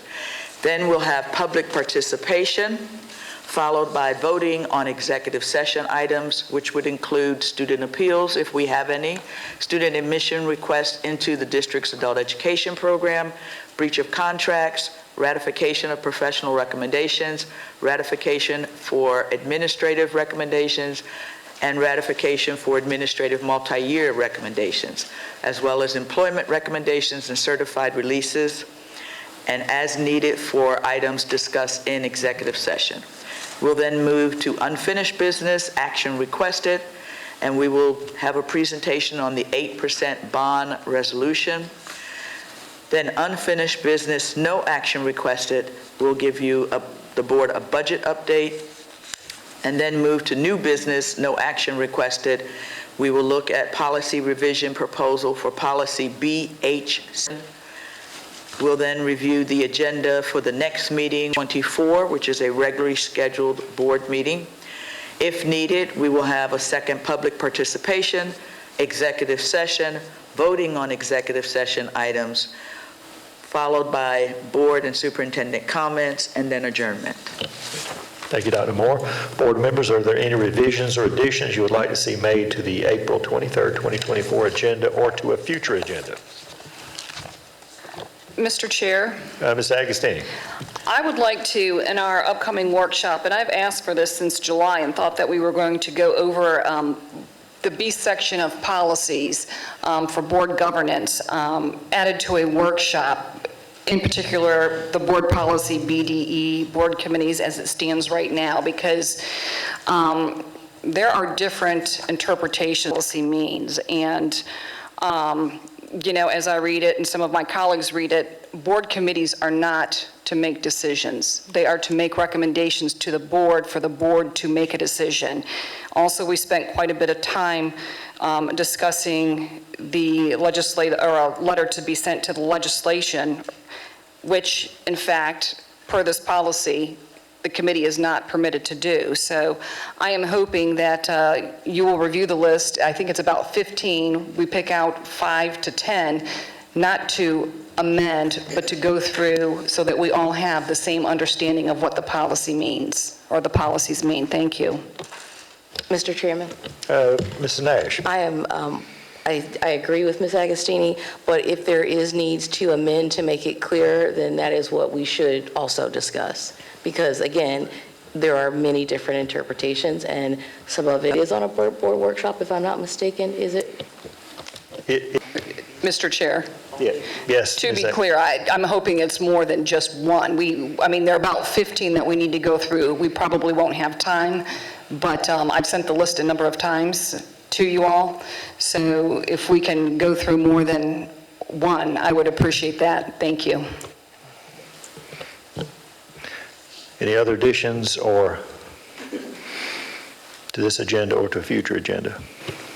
Mr. Chair, Mrs. Porter. I just want to say that I agree. As you're taking note of how many people want this, I want to make sure that you know that I agree. Well, we have a workshop next week. We are reviewing one policy. We can have as many workshops as you guys want. I mean, I'm all for it. they're scheduled out. If y'all want to have an additional one, somebody. I would kindly ask that we go over more than one policy. And again, I appreciate what Mrs. Nash said. We can highlight areas of what we want to change, but we just need basic training on what the policies that we currently have in place, what they say. If people want to start amending them, we can, but the board does not understand what our policies are saying, and it's causing divisiveness amongst the board because of the lack of understanding or the different interpretations. I'm all for workshops. When we have we can add 3 or 4 more to the workshop next week. I'll stay here to midnight if we need to, but it's entirely up to the board. Do we want to add more to that conversation next week? Mr. Chair. Mr. Trapp, can I add just for the Yes, board? Dr. Moore. For the board's understanding, the agenda for the board work session for next week, we have budget, we have the 8% resolution. Budget is driven by the county's timeline that they have just sent to us. Originally, it was supposed to be in April that they were going to give us the information. They just sent it the Friday before county council, first week of May. So we really need to have sufficient time for the board to go through the budget process, the initial first reading of the budget for the board. I just want the board to be aware of that as you're considering adding things to the work session. Thank you, Dr. Moore. Did Ms. Porter? As you consider an additional workshop for us to go through all of the B policies, I would also encourage that we utilize SCSBA for that training, being that we are members, so that we're not adding more to our expenditures from our attorney's fees. I can check into that, but when I've asked them about things like that, they don't really do that. Mr. Chair, I spoke to Stephanie Lawrence, and she said she'd gladly do it on all board policies. Okay. Well, I'll reach out to them again. I have asked them about several things, and they have told me they don't really do that, but I'll ask them specifically about that. Okay, thank you. Any other questions or additions to the agenda, to the April 23rd, 2024 agenda? All right, we'll move on to board and superintendent comments. No. All right, we will start with Mrs. Agostini. Thank you, Mr. Trapp. I want to thank Dr. Grant for standing in for Kelsey Carter and providing the inspirational moment and highlighting our military families and our students. And I also just wanted to make a note. I thank you, Ms. Parrish. Is it Ms. Parrish or Dr.? But, and also just, I think it's a tribute to the board and the change of leadership. But between the budget input meetings and having our teachers come up here and speak with such ease, it's somewhat refreshing, and I think a feeling like you all can finally do that and feel comfort and coming and addressing the board with your concerns openly. So with that, I will say it's been very refreshing, and have a great night. Thank you. Mrs. McFadden. Thank you. First of all, I want to say happy birthday to my brother. And my mom and my sister and I, we start a full week of celebrating birthdays this week, so happy birthday to all of us. Congratulations to the South Carolina Lady Gamecocks on their national championship win. And also thank you so much to Joseph Kills. They made us these great cups last week. I was tickled to get it. They also made coasters, but I understand the time and effort that it takes to go through something like this, and they did it for each of us up here. So thank you so much. And I want to highlight the Spring Valley ROTC program. They will be heading to their state championship this Saturday at McCready National Guard Training Facility Base on Garners Ferry Road. It's the only one that's been close. The rest of them have been hours and hours away. So this one is the state championship, and it's right here in our backyard. And they are the team to beat, honestly. And I want to say thank you to Dr. Moore and Ms. Tanedra, our executive assistant, Ms. Tanedra Washington, because they've been getting our documents for the board back to us a week in advance. So I have time to actually go through all of that and decipher it.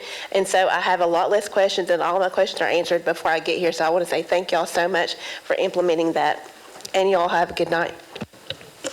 Thank you. Mrs. Washington. So I want to say thank you so much to our Office of Strategic Partnerships for all of the opportunities over the past, month or so to connect with our community through like the Sold On 2, the Partnership Summit, the Teacher Forum. All of these were actually excellent opportunities for us to hear from various stakeholders. And I definitely want to say to Dr. Parrish, thank you so much for your words. And may we as a board continue to fight the good fight and continue to define moments for all of our employees in Richland too. So it is a pleasure to serve with each of you, and have a great, amazing, blessed rest of your week, Richland too.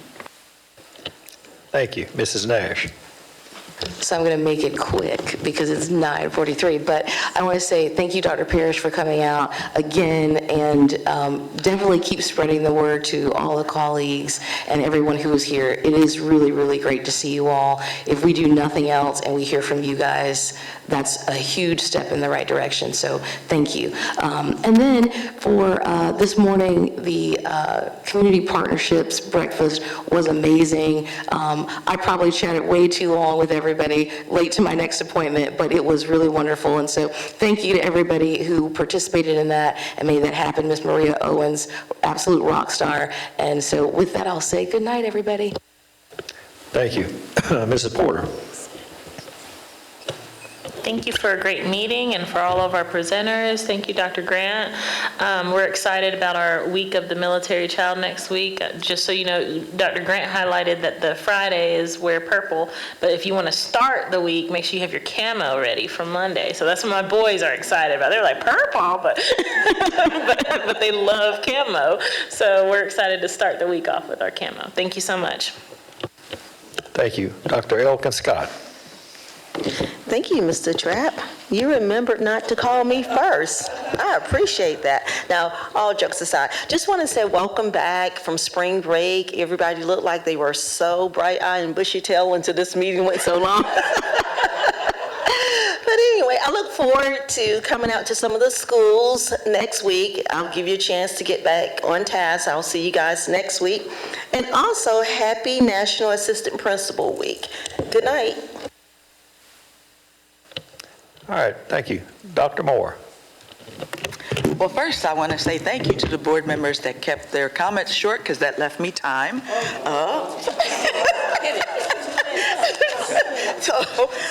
And you've already talked about, first and foremost, the Partnership Summit, so thank you for mentioning that. That was awesome.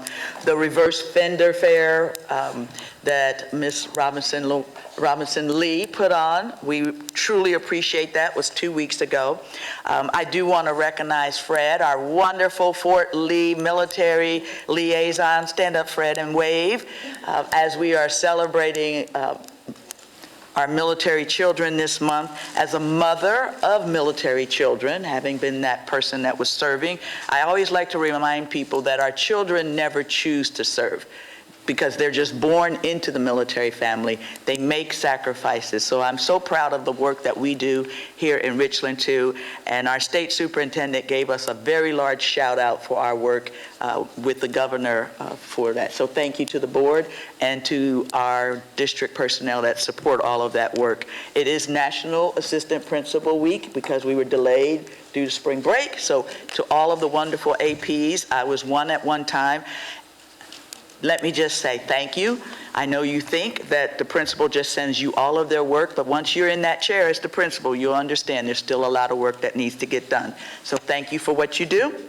Parents, I want to let you know that we are having an event on Thursday, April 25th, that you need to attend. It's called Hidden Dangers, a Richland 2 Parent Academy.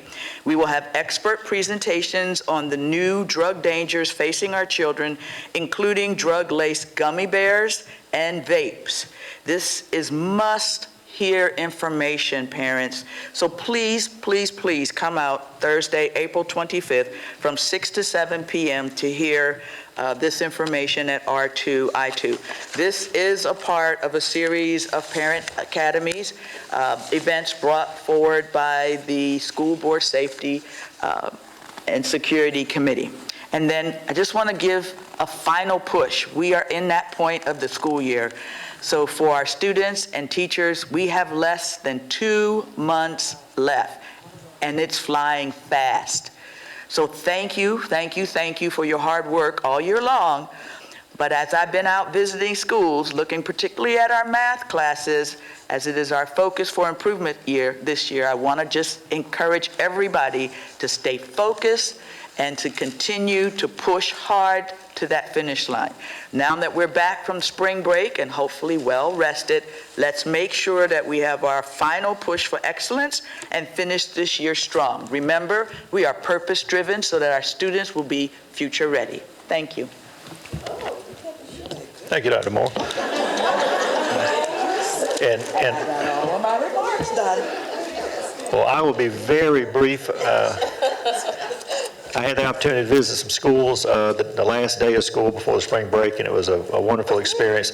I was with Dr. Moore, and she forced me to read a book and videoed it. And I have video. Yes, well, the world has video because it's on Twitter. So anyway, I just look forward to doing that in the future. It was very eye-opening in some ways to see some of the things that we need to address in our schools. But I appreciate the opportunity to be here and to do that. May I have a motion to adjourn the meeting? Mr. Chair, Ms. Washington, I'd like to make a motion to the board meeting. is there a second? Second. All right, motion was made by Mrs. Washington, seconded by Dr. Elkin Scott. Let's hand the vote. All in favor? It is unanimous. We are adjourned.